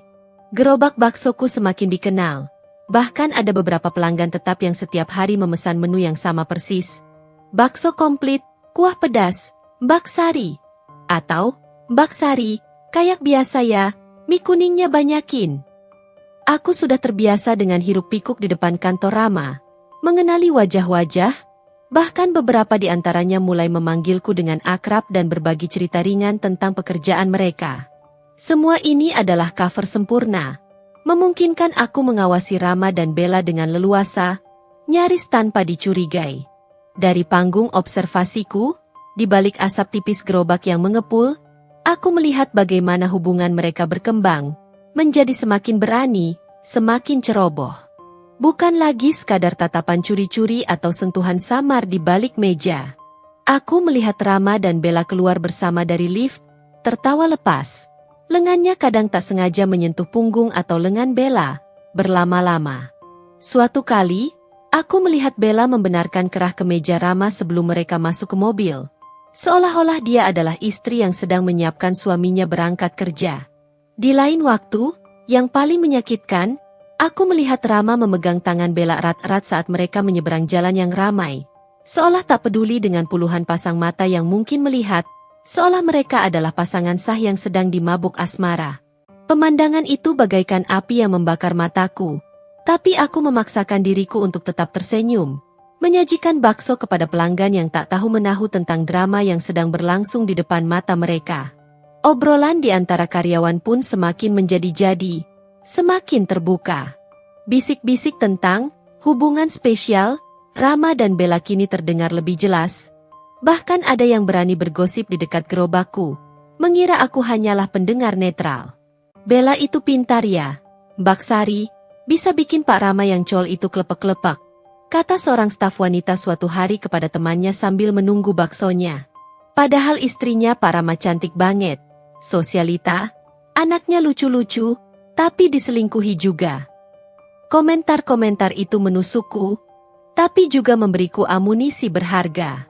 Aku mendengar rumor tentang Rama yang membelikan Bella perhiasan mahal dari butik terkenal, tentang Bella yang tiba-tiba membeli mobil baru dengan merek yang tidak murah, dan tentang Rama yang sering memberikan libur mendadak kepada Bella dengan alasan proyek penting di luar kota yang terasa sangat tidak masuk akal untuk seorang sekretaris. Mereka bahkan bergosip tentang Bella yang sering memamerkan foto selfie di tempat-tempat liburan mewah, yang diduga adalah tempat Rama sering pergi untuk perjalanan bisnis. Aku juga mulai merasakan tekanan dari sisi rumah. Rama semakin sering pulang larut malam, kadang dengan bau alkohol yang samar, atau aroma parfum wanita yang sudah familiar di hidungku, parfum mahal yang sama dengan yang tercium di kamar kami pada hari penemuan jejak lipstik itu. Aku tidak lagi bertanya, tidak lagi menyambutnya dengan senyum hangat. Aku hanya akan menyalakan lampu kecil di ruang tamu, membaca buku, dan pura-pura tertidur di sofa saat dia masuk. Dia tidak pernah menyadari, atau mungkin tidak peduli, bahwa aku tidak tidur pulas, melainkan hanya berjaga, mendengarkan setiap gerakannya. Hubunganku dengan Rafa dan Rina, anak-anakku yang berharga, juga mulai terasa berbeda. Mereka masih menyayangiku, masih memelukku erat, tapi aku merasa ada batasan yang tak terlihat, sebuah dinding tipis yang memisahkan kami. Mereka mungkin merasakan ketegangan yang menyelimuti rumah, meskipun aku berusaha keras menyembunyikannya. Beberapa kali Rafa bertanya dengan polos, "Mama kenapa sering melamun sekarang? Atau kenapa mata Mama merah?" Atau Rina berkata, "Mama sudah tidak pernah masak enak lagi, seperti dulu. Bakso di depan kantor ayah lebih enak." Hati kecilku hancur mendengar itu. Aku tahu bahwa misi ini, meskipun penting untuk keadilan dan harga diriku, juga memakan korban. Aku tidak bisa berhenti. Pengorbanan ini harus setimpal dengan kehancuran yang akan mereka alami. Suatu sore, saat aku sedang merapikan gerobak dan menghitung pemasukan harian, Maya datang berkunjung. Ia membawa beberapa bahan baku tambahan dan melihatku dengan raut wajah prihatin. "Kamu oke, Kirana? Kamu terlihat makin kurus. Lingkaran hitam di bawah matamu makin jelas," katanya, mengelus lenganku. "Aku khawatir kamu terlalu memaksakan diri." Aku tersenyum tipis, mencoba meyakinkannya. "Aku baik-baik saja, Mei. Hanya sedikit lelah, dan harus banyak berpikir." "Kamu yakin? Kamu harus hati-hati. Semakin dalam kamu masuk, semakin berbahaya juga permainan ini. Apa kamu sudah punya cukup bukti untuk melancarkan serangan? Tanyanya, menatapku lurus, ingin mendengar kepastian. Aku mengangguk perlahan, lalu menunjuk ketumpukan catatan di buku jurnal rahasiaku. Hampir. Aku sudah punya banyak. Mei. Aku tahu mereka berencana liburan ke Bali bulan depan, menggunakan meeting klien sebagai cover. Aku bahkan tahu tanggal dan hotelnya. Sebuah ide besar mulai terbentuk dengan jelas di benakku, sebuah langkah maju yang akan membawa misiku ke tingkat selanjutnya, langsung menuju titik klimaks. Kali ini, aku tidak akan hanya mengamati. Aku akan bertindak, namun tetap di balik layar, menggerakkan pion-pionku. Aku akan membuat mereka merasa nyaman dan aman, membuat mereka lengah, sebelum aku menghantam mereka dengan kebenaran yang tak terbantahkan, dan kehancuran yang tak bisa mereka hindari. Aroma pengkhianatan yang kian menyengat ini akan segera menjadi bau busuk yang akan menghancurkan reputasi, karir, dan hubungan mereka. Tekadku sudah bulat, mengeras seperti baja. Bukti-bukti yang kukumpulkan selama berbulan-bulan dari balik gerobak bakso, mulai dari chat yang dihapus namun berhasil kutelusuri, foto-foto kencan Rama dan Bella di media sosial Bella yang kulihat langsung, bisik-bisik karyawan yang semakin terbuka, hingga observasi langsung tingkah laku mereka yang semakin berani, sudah lebih dari cukup untuk membangun kasus pengkhianatan ini. Waktu untuk melancarkan serangan sudah tiba, dan tidak ada keraguan sedikit pun di hatiku. Rencana mereka untuk liburan ke Bali bulan depan, yang dikemas Rama sebagai perjalanan bisnis penting dengan klien asing, adalah waktu yang paling tepat untuk menjerat mereka. Aku ingin kehancuran mereka terjadi di saat mereka merasa paling aman, paling bahagia, paling lengah dalam pengkhianatan mereka. Langkah pertamaku adalah memastikan Rama dan Bella benar-benar pergi ke Bali sesuai rencana. Aku mencari informasi lebih lanjut tentang hotel yang Rama sebutkan dalam chatnya dengan Bella. Dengan sedikit keahlian browse di internet, aku menemukan situs resmi hotel itu, melihat galeri foto dan fasilitasnya yang mewah.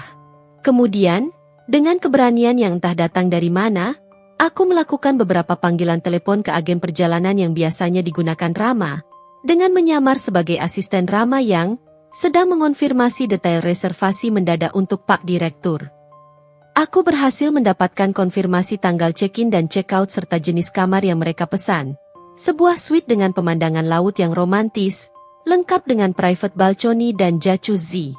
Detail itu membuat hatiku mencelos, serasa ditikam belati dingin, namun juga menguatkan tekadku bahwa mereka berdua memang harus hancur. Aku juga mulai menyiapkan amunisi onlineku. Menggunakan komputer lamaku yang sudah lama tidak dipakai dan router internet cadangan agar tidak ada jejak IP yang terhubung dengan rumah kami, aku membuat beberapa akun anonim di berbagai platform media sosial yang populer di kalangan pekerja kantoran, serta forum gosip kantor yang kutahu ramai dengan drama. Aku menyaring semua bukti yang kumiliki dengan teliti. Foto-foto kencan Rama dan Bella di restoran mewah, tangkapan layar percakapan chat yang sempat kulihat di ponsel Rama yang memuakkan, bahkan beberapa screenshot dari unggahan Bella di media sosial yang menunjukkan kemewahan barunya, tas branded, perhiasan mahal, atau private dinner di tempat mewah, yang sangat tidak sejalan dengan gajinya sebagai seorang sekretaris. Aku tidak akan mengunggah semuanya sekaligus. Aku akan mempublikasikannya secara bertahap, sedikit demi sedikit, menciptakan drama yang perlahan-lahan menghancurkan reputasi mereka, membuat mereka bingung dan panik. Kemudian, aku fokus pada sisi legal. Aku menghubungi seorang kenalan lama yang bekerja sebagai konsultan hukum di sebuah firma besar. Seseorang yang dulunya adalah teman kuliahku.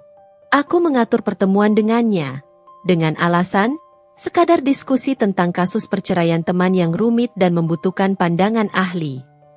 Dari sana, aku mendapatkan gambaran yang jelas tentang hak-hak istri dalam kasus perselingkuhan, bagaimana bukti digital bisa digunakan dalam pengadilan, dan strategi untuk melindungi asetku serta masa depan Rafa dan Rina dari potensi konflik yang akan datang.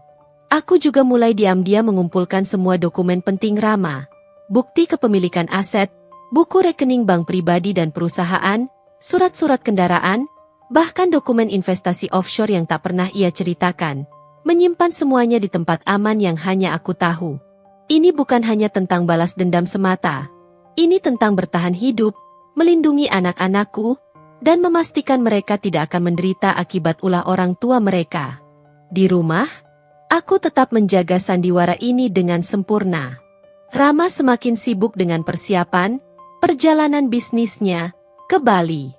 Dia terlihat lebih bersemangat, lebih sering tersenyum, dan sesekali membelikanku oleh-oleh kecil dari toko bebas bea, seolah mencoba menutupi rasa bersalahnya yang mungkin samar-samar ia rasakan. Aku menerima semuanya dengan senyum tipis, memainkan peran istri yang pengertian dan tidak menaruh curiga. Hati-hati di jalannya, Ma. Semoga rapatnya lancar, kataku saat mengantar dia ke bandara. Aku bahkan mengemas kopernya dengan rapi, memastikan semua kebutuhannya terpenuhi, termasuk perlengkapan pribadinya. Dalam hati, aku berbisik dingin. Selamat menikmati perjalananmu, Rama. Ini adalah liburan terakhirmu yang damai, sebelum semuanya hancur. Setelah Rama pergi, rumah terasa lebih sepi, tapi juga lebih lapang, seolah beban berat yang selama ini menimpaku sedikit terangkat. Maya segera datang ke rumah, membawa laptopnya dan beberapa flash drive. Semua sudah siap, Kirana? Tanyanya. Matanya serius, melihat kegugupanku yang tak bisa kusembunyikan. Siap, Mei. Jawabku. Aku sudah menyiapkan semua amunisi. Sekarang tinggal menunggu mereka lengah, dan triggernya akan kupencet. Malam itu, saat Rama dan Bella mungkin sedang menikmati dinner romantis di suite mewah mereka di Bali, tanpa sedikit pun firasat tentang badai yang akan datang, aku mulai menaburkan benih kehancuran mereka. Dengan jari-jari yang gemetar namun yakin, aku mengunggah beberapa foto Rama dan Bella yang sedang makan malam bersama di sebuah restoran mahal, dengan caption anonim yang dibuat sangat provokatif. Direktur pemasaran, nama perusahaan Rama, dan sekretaris pribadinya, menikmati makan malam bisnis di luar kota. Apakah ini bisnis atau cinta? Publik butuh kejelasan. Skandal kantor cinta terlarang etika perusahaan. Aku juga mengirimkan link unggahan itu ke beberapa grup chat kantor yang kutahu ramai dengan gosip, ke akun-akun gosip besar, dan bahkan beberapa wartawan online yang sering meliput skandal korporat. Jaring laba-laba sudah mulai terbentang. Perang online telah dimulai. Aku tahu, besok pagi, saat karyawan mulai beraktivitas dan membuka ponsel mereka, postingan itu akan menjadi bom waktu yang akan meledak, menghancurkan reputasi mereka di mata banyak orang. Dan itu barulah permulaan dari kehancuran yang lebih besar. Pagi berikutnya, aku terbangun dengan perasaan yang campur aduk, tegang hingga seluruh sarafku terasa kaku, bersemangat membayangkan apa yang akan terjadi, dan sebuah kepuasan dingin yang samar, seolah ada balok es yang tersimpan di dasar hatiku. Seperti biasa, aku sibuk dengan gerobak bakso enak Mbak Sari, menyiapkan semua bahan, menyalakan kompor, dan memastikan kuah bakso mengepulkan aroma sedap sebelum jam kantor dimulai. Aroma kuah bakso yang menyeruak di udara pagi ini. Namun kali ini, indraku lebih tajam pada suasana di sekitar gedung. Aku bisa merasakan ada sesuatu yang berbeda di udara. Sekitar pukul 8.30, tak lama setelah kerumunan karyawan mulai berdatangan, suasana kantor mulai terasa aneh. Lebih riuh dari biasanya, dengan nada bisikan yang lebih intens, seolah ada rahasia besar yang sedang dibagikan. Beberapa karyawan yang lewat di depanku tampak berbisik-bisik sambil melirik ponsel mereka. Wajah mereka menampilkan ekspresi terkejut, penasaran, dan beberapa bahkan tersenyum tipis penuh tahu, seolah menikmati tontonan drama yang baru dimulai. Aku tahu, rencanaku sudah bekerja. Bom waktu itu telah meledak, dan gelombang kejutnya mulai terasa. Tidak lama kemudian, seorang karyawan wanita yang sering membeli bakso dariku, sebut saja Lina, menghampiri gerobak dengan wajah pucat dan mata yang membelalak. Ia tidak memesan bakso, hanya menatapku dengan mata lebar dan napas terengah-engah. Mbak Sari tahu tidak? Ada berita heboh banget di kantor. Hebohnya sampai ke grup WhatsApp kantor. Suaranya berbisik, tapi penuh kegembiraan gosip yang tak terbendung. Aku membalas tatapannya dengan ekspresi polos dan sedikit mengernyitkan dahi, seolah tidak tahu apa-apa. Berita apa? Neng Lina? Kok pagi-pagi sudah heboh begitu? Ada Pak Presiden datang ke sini. Aku mencoba menguatkan peranku. Tanganku sibuk mengaduk kuah bakso. Ini, Mbak, di grup kantor, di forum gosip online perusahaan, semua pada posting tentang Pak Rama dan sekretarisnya, Bella. Katanya mereka ketahuan selingkuh. Lagi liburan bareng di Bali, dibilangnya sih perjalanan bisnis. Ada fotonya lagi, Mbak. Jelas banget itu Pak Rama sama Bella. Lagi makan malam romantis di restoran mewah di Bali. Lina menunjukkan layar ponselnya kepadaku. Jarinya menunjuk ke foto yang kuunggah semalam. Di sana, postingan anonimku yang kuunggah sudah tersebar luas. Foto Rama dan Bella di restoran mahal dengan caption provokatif itu sudah mendapat ratusan komentar pedas dan dibagikan berkali-kali. Jantungku berdegup kencang. Dentumannya terasa hingga ke telingaku. Namun aku berhasil menahan senyum puas di balik maskara penyamaranku. Wah, yang benar. Neng Lina? Itu kan Pak Rama direktur besar. Masa iya begitu? Jangan-jangan itu cuma salah paham. Aku mencoba menguatkan peran. Pura-pura tidak percaya. Betulan, Mbak. Sudah viral ini. Sudah jadi rahasia umum sih di kantor kalau mereka ada main. Tapi sekarang jadi bukti nyata. Kasihan banget Bu Kirana, istrinya Pak Rama. Cantik, baik, sempurna pokoknya. Kok bisa-bisanya diselingkuhi sama sekretarisnya sendiri? Lina menghela napas, sambil terus menggulir layar ponselnya, membaca komentar-komentar. Aku mendengar komentar-komentar lain yang samar-samar dari karyawan yang lewat. Habislah reputasi Pak Rama. Bella bakal dipecat nih. Semoga istrinya Pak Rama cepat tahu. Kasihan sekali, pasti karir Pak Rama juga hancur. Sepanjang pagi itu, suasana di kantor Rama menjadi semakin kacau. Aku melihat beberapa staf HRD dan tim legal hilir mudik dengan wajah tegang, sesekali berbicara dengan nada rendah di telepon. Pukul 10 pagi, aku melihat Bella keluar dari gedung. Wajahnya merah padam, matanya sembab seperti habis menangis, dan ia berjalan cepat sambil menunduk, tidak lagi anggun seperti biasanya. Rambutnya sedikit berantakan, dan aura percaya dirinya lenyap. Ia segera masuk ke taksi yang sudah menunggu, dan taksi itu melaju pergi dengan cepat. Aku tahu, Bella pasti dipanggil dan diinterogasi. Mungkin dia sudah dipecat atau disuruh mengundurkan diri. Senyum tipis terukir di bibirku. Satu bidak sudah jatuh, musuh pertama telah terpukul mundur. Namun, Rama belum muncul.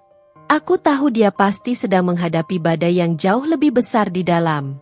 Aku membayangkan dia panik, mencoba mencari tahu siapa yang membocorkan semua ini, dan mencoba menutupi jejaknya yang sudah kusiapkan sedemikian rupa. Tapi aku sudah selangkah di depannya. Aku telah memastikan bukti-bukti yang kuunggah tidak bisa dilacak kembali kepadaku, dan semua jejak digital sudah kusamarkan. Keesokan harinya, suasana di kantor masih tegang, bahkan lebih terasa mencekam. Bella tidak terlihat lagi. Aku mendengar dari gosip yang beredar di antara karyawan bahwa dia sudah dipecat dan kontraknya diputus secara tidak hormat. Bahkan ada isu akan digugat balik oleh perusahaan. Rama, di sisi lain, masih bekerja, tapi auranya sudah berbeda. Ia tidak terlihat lagi bersama siapapun, tidak lagi bercanda dengan koleganya. Wajahnya tampak lelah, cemas, dan berkerut. Senyumnya lenyap sama sekali, digantikan oleh ekspresi muram. Ia berjalan cepat, menghindari kontak mata dengan siapapun, dan tampak jauh lebih sendirian dari biasanya, seolah ada beban berat yang menindih bahunya. Aku bahkan melihatnya sesekali menggaruk kepalanya dengan frustrasi, sebuah kebiasaan yang ia lakukan saat sangat stres atau tertekan. Mbak Sari, Pak Rama masuk ruang rapat sama Pak Direktur Utama dan jajaran komisaris lainnya. Celetuk seorang karyawan lain yang sering membeli bakso, suaranya berbisik penuh antusiasme. Pasti di sidang tuh soal berita yang viral kemarin. Habislah Pak Rama. Aku mengangguk, pura-pura tidak tahu dan hanya fokus pada meracik bakso. Di dalam hati, aku merasakan lonjakan adrenalin yang memabukkan. Ini adalah permulaan dari kehancuran Rama. Reputasi Rama, yang selama ini dibangun dengan susah payah, kini tercoreng. Karirnya di perusahaan besar itu pasti terancam. Aku tahu ini hanyalah permulaan. Aku telah membuka kotak Pandora, dan badai yang lebih besar akan segera datang, menghantam kehidupan mereka hingga tak bersisa, dari karir hingga keluarga. Aku akan memastikan itu terjadi. Beberapa hari setelah skandal itu meledak di dunia maya dan di kantor, Rama menghilang. Ia tidak pulang ke rumah. Ponselnya tidak aktif, dan tidak ada kabar sama sekali. Aku tahu dia pasti sedang menghadapi badai terbesarnya. Rasa cemas bercampur kepuasan merayapi diriku. Di satu sisi, aku khawatir tentang apa yang mungkin terjadi padanya, terutama demi Rafa dan Rina. Di sisi lain, ini adalah hasil yang kuinginkan, kehancuran yang telah kurencanakan dengan detail. Malam itu, Maya datang ke rumah. Ia membawa beberapa berita terbaru dari sumbernya di dalam perusahaan. Kirana, Rama dipanggil rapat dewan direksi seharian penuh. Beritanya sudah sampai ke jajaran paling atas. Ada kemungkinan besar dia akan dicopot dari jabatannya, kata Maya, raut wajahnya serius. Bahkan ada rumor tentang tuntutan hukum dari perusahaan atas pelanggaran kode etik. Mendengar itu, ada sedikit rasa nyeri di dadaku. Rama, direktur yang disegani, yang selalu membanggakan reputasinya, kini diambang kehancuran. Namun, nyeri itu segera tertutup oleh amarah yang lebih besar. Dia pantas mendapatkannya. Dia yang memilih jalan ini. Keesokan harinya, aku tetap menjalankan rutinitasku sebagai Mbak Sari. Aku harus tetap berada di sana, melihat dengan mata kepalaku sendiri apa yang terjadi selanjutnya. Sekitar pukul makan siang, suasana di kantor Rama terasa lebih sepi dari biasanya. Tidak ada lagi bisik-bisik, hanya keheningan yang mencekam. Dan kemudian, aku melihatnya. Rama keluar dari gedung. Berbeda dengan biasanya, ia tidak mengenakan setelan jas rapi. Ia mengenakan kemeja yang sedikit kusut dan celana bahan yang terlihat kurang pas. Wajahnya pucat pasi, matanya merah dan bengkak, dan ia berjalan dengan langkah gontai, seolah tak bertenaga. Aura kepercayaan dirinya yang dulu selalu terpancar kini lenyap tak bersisa. Ia terlihat seperti orang yang baru saja kehilangan segalanya. Rama tidak menoleh ke arah manapun. Ia langsung masuk ke dalam mobilnya, mengemudi dengan kecepatan lambat, menjauhi gedung yang selama ini menjadi simbol kejayaannya. Aku tahu, saat itu juga, karirnya di perusahaan itu sudah berakhir. Aku merasakan sebuah kepuasan dingin, namun juga kepahitan yang aneh. Apakah ini yang aku inginkan? Apakah ini akhir dari segalanya? Sore harinya, saat aku baru saja pulang dari berjualan, ponselku berdering. Nomor Rama. Aku menatap layar dengan jantung berdebar. Sudah berhari-hari ia tidak menghubungiku. Aku menarik napas dalam, lalu mengangkatnya. Halo? Suaraku terdengar tegar, meskipun di dalam hati aku gemetar. Suara Rama terdengar serak, putus asa. Kirana, aku dipecat. Aku terdiam sejenak. Kata-kata itu, yang selama ini kutunggu-tunggu, kini terdengar begitu nyata. Aku turut prihatin. Rama, aku tahu ini bukan hanya masalah postingan itu. Kirana, aku tahu kamu tahu semuanya. Suaranya mulai bergetar. Aku tahu tentang chat itu, tentang Bali. Aku tahu kamu yang melakukannya. Pengakuannya yang tiba-tiba membuatku terpaku. Aku tidak pernah menyangka dia akan mengakui secara langsung. Apa yang kamu harapkan dariku, Rama? Tanyaku dingin. Setelah semua kebohongan dan pengkhianatanmu? Aku tidak tahu, Kirana. Aku minta maaf. Aku tahu aku sudah menghancurkan segalanya. Aku kehilang Bella, pekerjaanku, dan mungkin juga kamu dan anak-anak. Nada suaranya penuh penyesalan. Namun aku tahu, Penyesalan itu datang setelah dia kehilangan segalanya. Kita akan bicara, Rama, kataku, suaraku masih dingin. Tapi tidak sekarang. Aku butuh waktu. Aku menutup telepon. Tanganku masih gemetar. Klimaks dari rencanaku telah tercapai. Rama telah jatuh dari puncak kejayaannya. Namun, kemenangan ini terasa hambar. Apa yang akan terjadi selanjutnya? Bagaimana dengan Rafa dan Rina? Dan bagaimana dengan diriku sendiri, Kirana, yang kini berdiri di antara reruntuhan pernikahanku? Perjalanan ini belum berakhir. Ponsel di tanganku terasa dingin. Sama dinginnya dengan kehampaan yang tiba-tiba melingkupiku. Pengakuan Rama bahwa ia tahu aku adalah dalang di balik semua ini, sekaligus pengakuan atas perselingkuhannya, meninggalkan semacam antiklimaks yang aneh. Bukan kemenangan yang manis, melainkan sebuah reruntuhan yang dingin, tak berbentuk. Aku memang telah menghancurkan karirnya, merusak reputasinya, dan memisahkan dia dari Bella.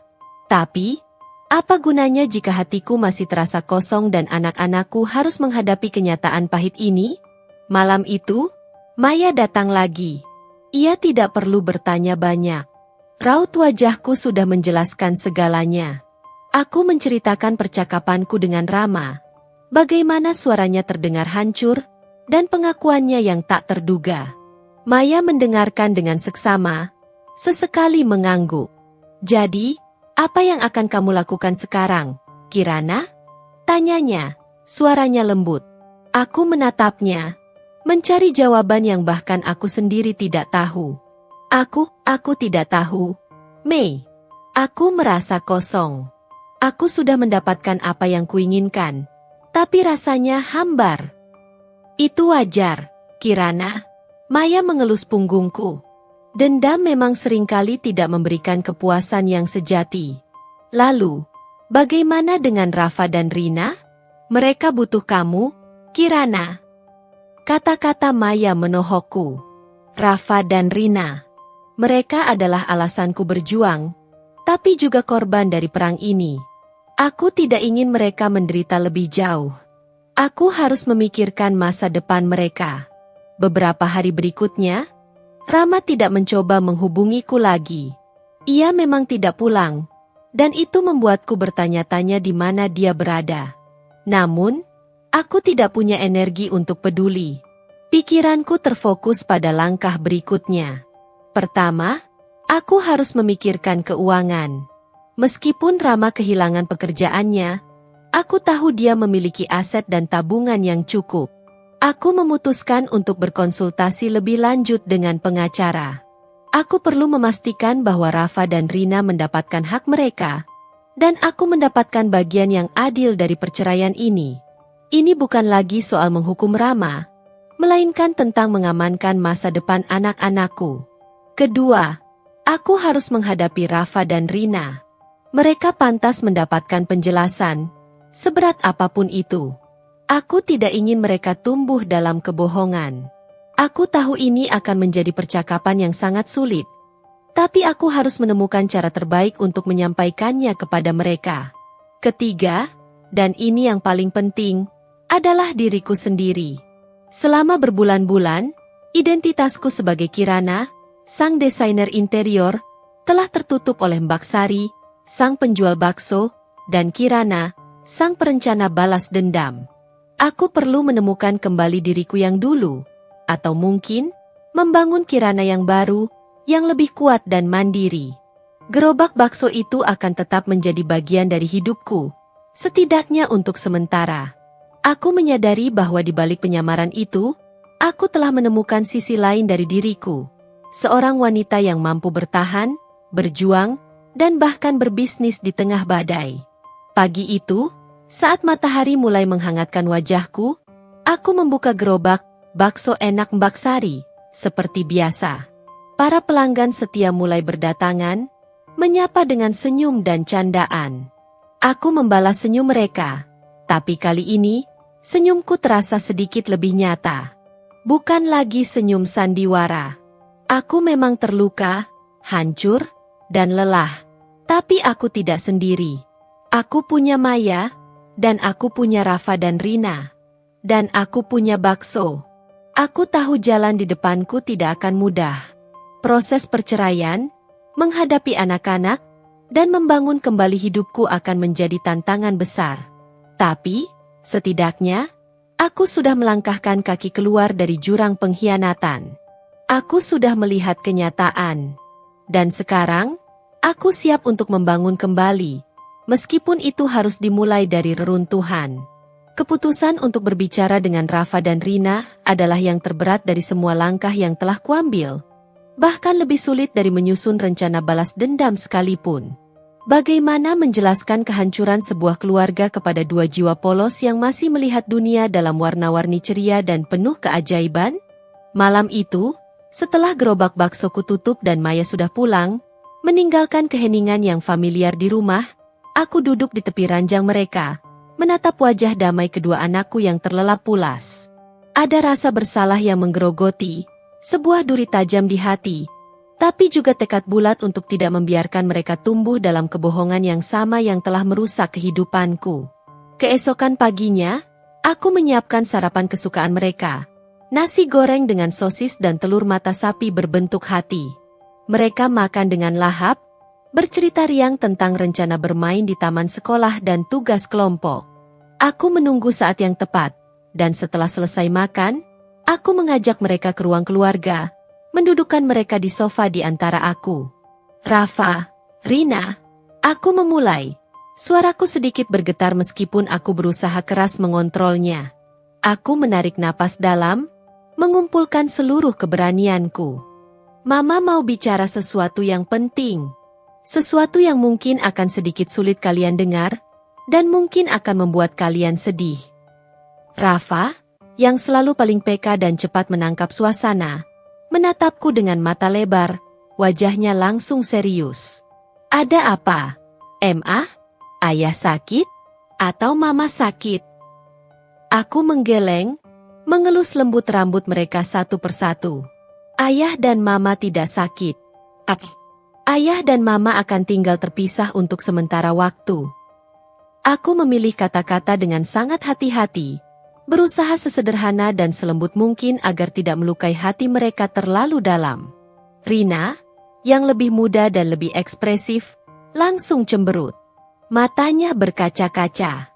Kenapa? Ma? Ayah kan janji mau ajak kita liburan nanti.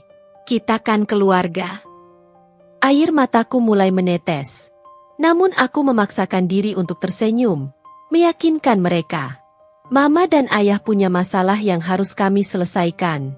Masalah orang dewasa yang sangat rumit. Tapi, Mama ingin kalian tahu, ini bukan salah kalian. Sama sekali bukan. Kalian adalah harta paling berharga bagi Mama dan ayah. Kami akan selalu menyayangi kalian. Aku menjelaskan seperlunya, tanpa detail yang terlalu rumit dan menakutkan, tentang perbedaan yang tidak bisa disatukan, tentang bagaimana terkadang orang dewasa membuat kesalahan yang besar.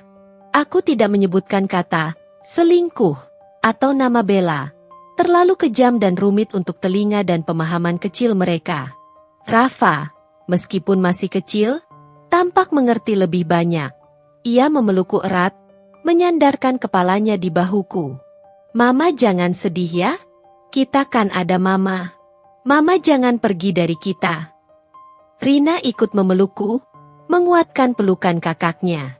Dan dalam pelukan erat kedua buah hatiku, air mataku yang sudah kutahan selama ini, yang membeku di sudut-sudut hatiku, akhirnya tumpah ruah.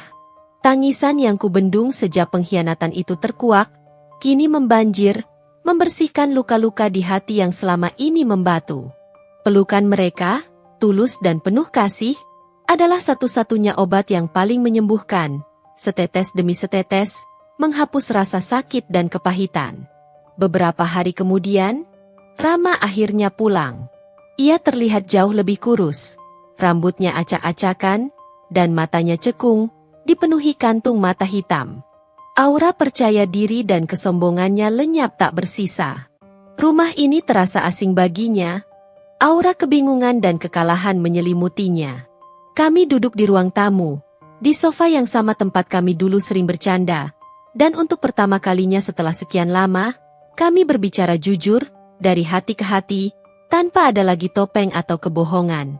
Aku minta maaf, Kirana. Suaranya serak, penuh penyesalan yang terlambat. Aku tahu aku sudah menghancurkan segalanya.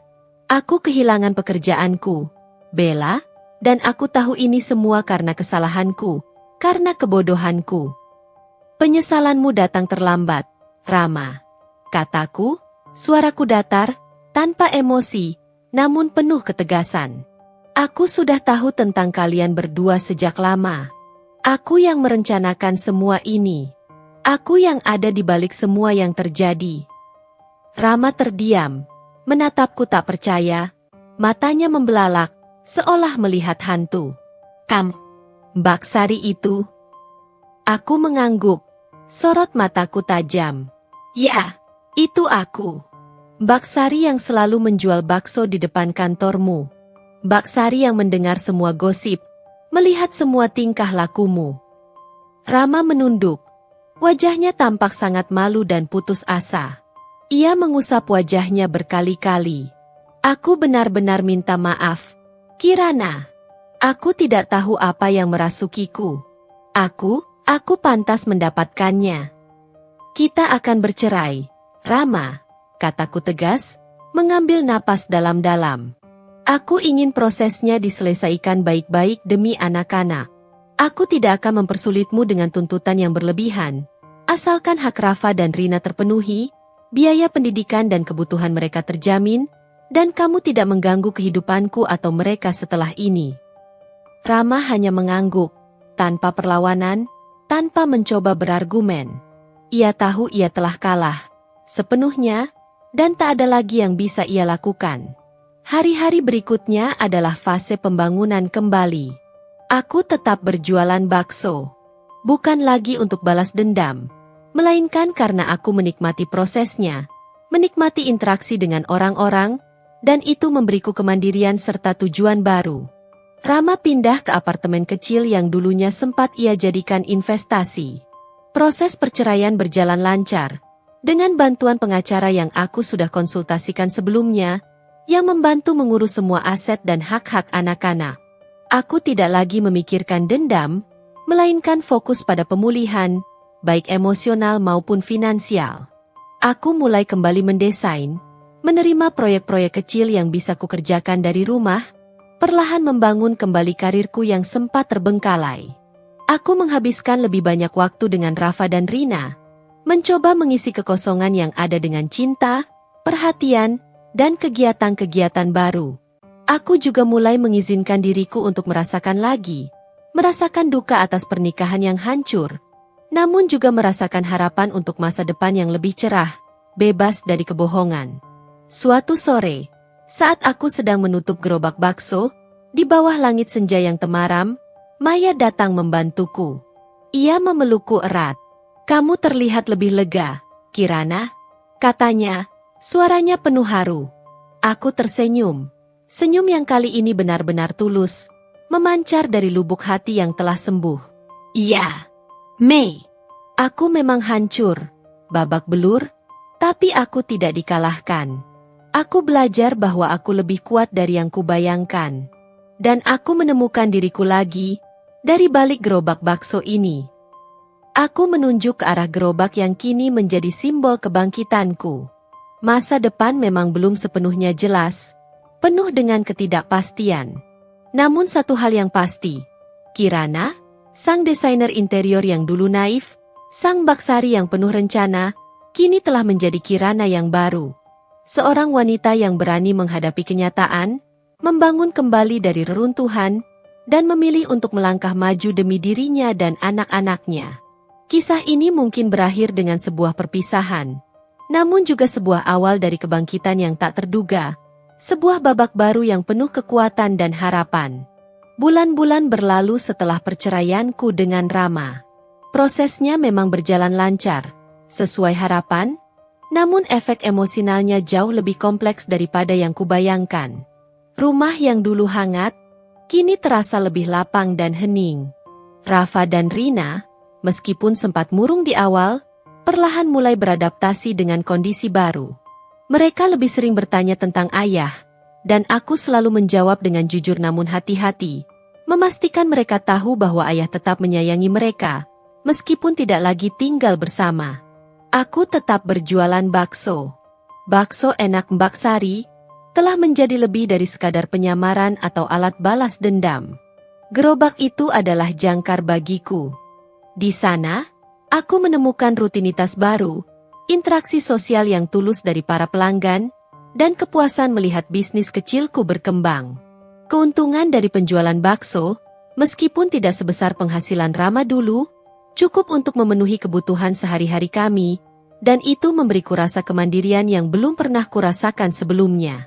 Aku bahkan mulai memikirkan untuk membuka cabang kecil, atau menyewa tempat permanen. Hidup Kirana, sang desainer interior, juga mulai bangkit. Aku menerima lebih banyak proyek, fokus pada desain yang lebih inovatif dan personal. Aku kembali menghadiri pameran desain, bertemu kolega lama yang menyambutku hangat. Beberapa dari mereka, tanpa tahu detail di balik perpisahanku, memuji semangatku yang baru. Aku tahu Rama dan Bella, dengan reputasi mereka yang hancur, tidak akan lagi bisa muncul di lingkaran sosial atau profesional yang sama. Itu adalah sebuah kelegaan yang dingin, tapi nyata. Maya tetap menjadi benteng utamaku. Ia sering datang membantu di gerobak bakso, atau sekadar menemaniku bercerita sambil menyeruput kopi di dapur. "Kamu terlihat lebih kuat, Kirana," katanya suatu sore, saat kami sedang menyortir bahan baku. "Ada cahaya baru di matamu." Aku tersenyum. "Aku masih punya luka, Mei. Tapi aku belajar hidup dengan luka itu. Dan yang terpenting, aku belajar bahwa aku bisa berdiri sendiri." Ada saat-saat ketika kesendirian terasa begitu menusuk, terutama di malam hari setelah anak-anak tidur. Rasa lelah, kesedihan, dan kerinduan akan masa lalu yang indah, meskipun palsu, terkadang datang menghampiri. Namun, aku selalu mengingatkan diriku pada tawa Rafa dan Rina, pada aroma harum bakso yang mengepul dari gerobakku, dan pada desain-desain baru yang menunggu untuk diwujudkan. Itu semua adalah pengingat bahwa hidupku masih berharga, dan ada banyak hal untuk diperjuangkan. Hubunganku dengan Rama, meskipun terpisah, perlahan menjadi lebih baik. Ia sesekali datang mengunjungi anak-anak, meskipun masih dengan canggung. Aku mengizinkannya, demi Rafa dan Rina. Kami berbicara tentang pendidikan anak-anak, dan ia selalu memenuhi kewajibannya. Rasa sakit hati yang mendalam itu kini berubah menjadi penerimaan yang lebih tenang. Aku memaafkannya, bukan untuk dia, tapi untuk diriku sendiri, agar aku bisa melangkah maju tanpa beban. Suatu pagi, saat aku sibuk meracik bakso pesanan, seorang pelanggan tetap, seorang pria paruh-baya yang bekerja di gedung seberang, tersenyum padaku. "Mbak Sari, bakso Anda memang beda. Punya rasa yang kuat, tapi juga hangat dan menenangkan." Ia menatapku sejenak, tatapannya tulus, seperti pemiliknya. Aku sedikit terkejut, namun membalas senyumnya. "Terima kasih, Pak." Aku belum memikirkan tentang cinta lagi. Hatiku masih terlalu penuh dengan proses penyembuhan dan pembangunan kembali. Namun, kalimat sederhana dari pelanggan itu, tentang rasa yang kuat, tapi juga hangat dan menenangkan, terasa seperti sebuah harapan kecil yang mulai mekar. Aku tahu, pelabuhan baru ini mungkin masih dalam pembangunan, dengan reruntuhan di beberapa sudut. Tapi, aku tidak lagi takut. Aku punya kompas, dan aku siap berlayar lagi, ke arah manapun angin membawaku. Waktu terus bergulir, dan aku melangkah maju, hari demi hari, minggu demi minggu. 2 tahun sudah berlalu sejak perceraianku dengan Rama, dan hidup kami telah menemukan ritme baru. Rafa dan Rina kini tumbuh menjadi anak-anak yang lebih besar dan mandiri, memahami dinamika keluarga mereka, dan tetap menjadi sumber kebahagiaan terbesarku. Hubungan mereka dengan Rama, meskipun terbatas pada kunjungan dan percakapan telepon, perlahan membaik. Ia, pada gilirannya, tampak lebih tenang, meskipun jejak-jejak masa lalu masih melekat di wajahnya. Usaha bakso enak Mbak Sari telah tumbuh melampaui ekspektasi. Dari sebuah gerobak sederhana di depan kantor Rama, kini aku memiliki 3 cabang yang tersebar di area perkantoran strategis di Jakarta Selatan. Aku mempekerjakan beberapa karyawan yang kupercaya, melatih mereka dengan resep bakso yang telah teruji, dan memastikan kualitasnya selalu terjaga. Desain interior di setiap cabang, tentu saja, adalah sentuhan pribadiku. Ruangan-ruangan sederhana namun bersih, dengan sentuhan warna cerah dan ilustrasi mangkuk bakso yang menggemaskan, menarik perhatian pelanggan. Aku telah berhasil menciptakan sebuah bisnis yang tidak hanya menguntungkan, tetapi juga menjadi simbol kebangkitanku. Keberhasilan ini juga membuka kembali pintu ke dunia desain interior. Aku kembali menerima proyek-proyek besar. Bahkan beberapa di antaranya datang dari kenalan lama yang kagum melihat ketegaran dan kemandirianku. Portofolioku kini semakin kaya, tidak hanya dengan desain interior mewah, tetapi juga dengan proyek-proyek komersial yang lebih menantang dan membumi. Aku sering menghabiskan waktu di studio baruku, merancang konsep, bertemu klien, dan menyeimbangkan pekerjaanku dengan peran sebagai ibu tunggal. Maya, sahabat setiaku, tetap berada di sisiku, menjadi pendengar setia dan rekan bisnis yang handal. Dialah yang sering memberiku ide-ide segar untuk pengembangan bakso enak Mbak Sari, dan membantuku mengelola aspek produksi yang lebih besar. Siapa sangka, Kirana, ujarnya suatu malam sambil tertawa. Dulu kita mainan pensil desain, sekarang tangan kita belepotan adonan bakso. Aku ikut tertawa. Tapi adonan bakso ini yang membantuku berdiri lagi. Mei. Tentu saja, jalan yang kulalui tidak selalu mulus. Ada saat-saat kelelahan yang luar biasa, keraguan diri, dan kenangan pahit yang sesekali datang menghantui. Namun, setiap kali itu terjadi, aku akan melihat ke arah Rafa dan Rina yang tumbuh sehat dan ceria, atau melihat antrean pelanggan di depan gerobak bakso, dan aku tahu bahwa semua perjuangan ini tidak sia-sia. Luka lama memang masih ada, tapi kini ia hanya menjadi bekas luka, pengingat akan kekuatan yang kutemukan di dalamnya. Suatu sore, saat aku sedang mengawasi salah satu cabang bakso baruku, seorang pria menghampiriku. Dia adalah Arif, seorang konsultan marketing yang pernah kuajak bicara sebentar di pameran desain beberapa bulan lalu. Dia dulu adalah salah satu pelanggan setia, bakso enak Mbak Sari, di depan kantor Rama. Mbak Sari? Sapanya ramah, senyumnya hangat. Aku tersenyum. Ya, Pak Arif. Apa kabar? Baik sekali. Senang sekali melihat usaha Anda berkembang pesat. Saya selalu tahu bakso Anda memang beda. Ia lalu sedikit ragu. Saya tahu ini mungkin terdengar aneh. Tapi, apakah Anda bersedia diajak makan malam? Bukan untuk bakso, tentu saja. Ada hal lain yang ingin saya bicarakan. Jantungku berdegup sedikit lebih cepat. Sudah lama sekali aku tidak merasakan getaran seperti ini. Ada senyum tulus di mata Arif, dan aku merasakan energi positif darinya. Aku menatapnya, sebuah pikiran melintas. Aku bukan lagi Kirana yang takut, atau Kirana yang hanya hidup untuk balas dendam.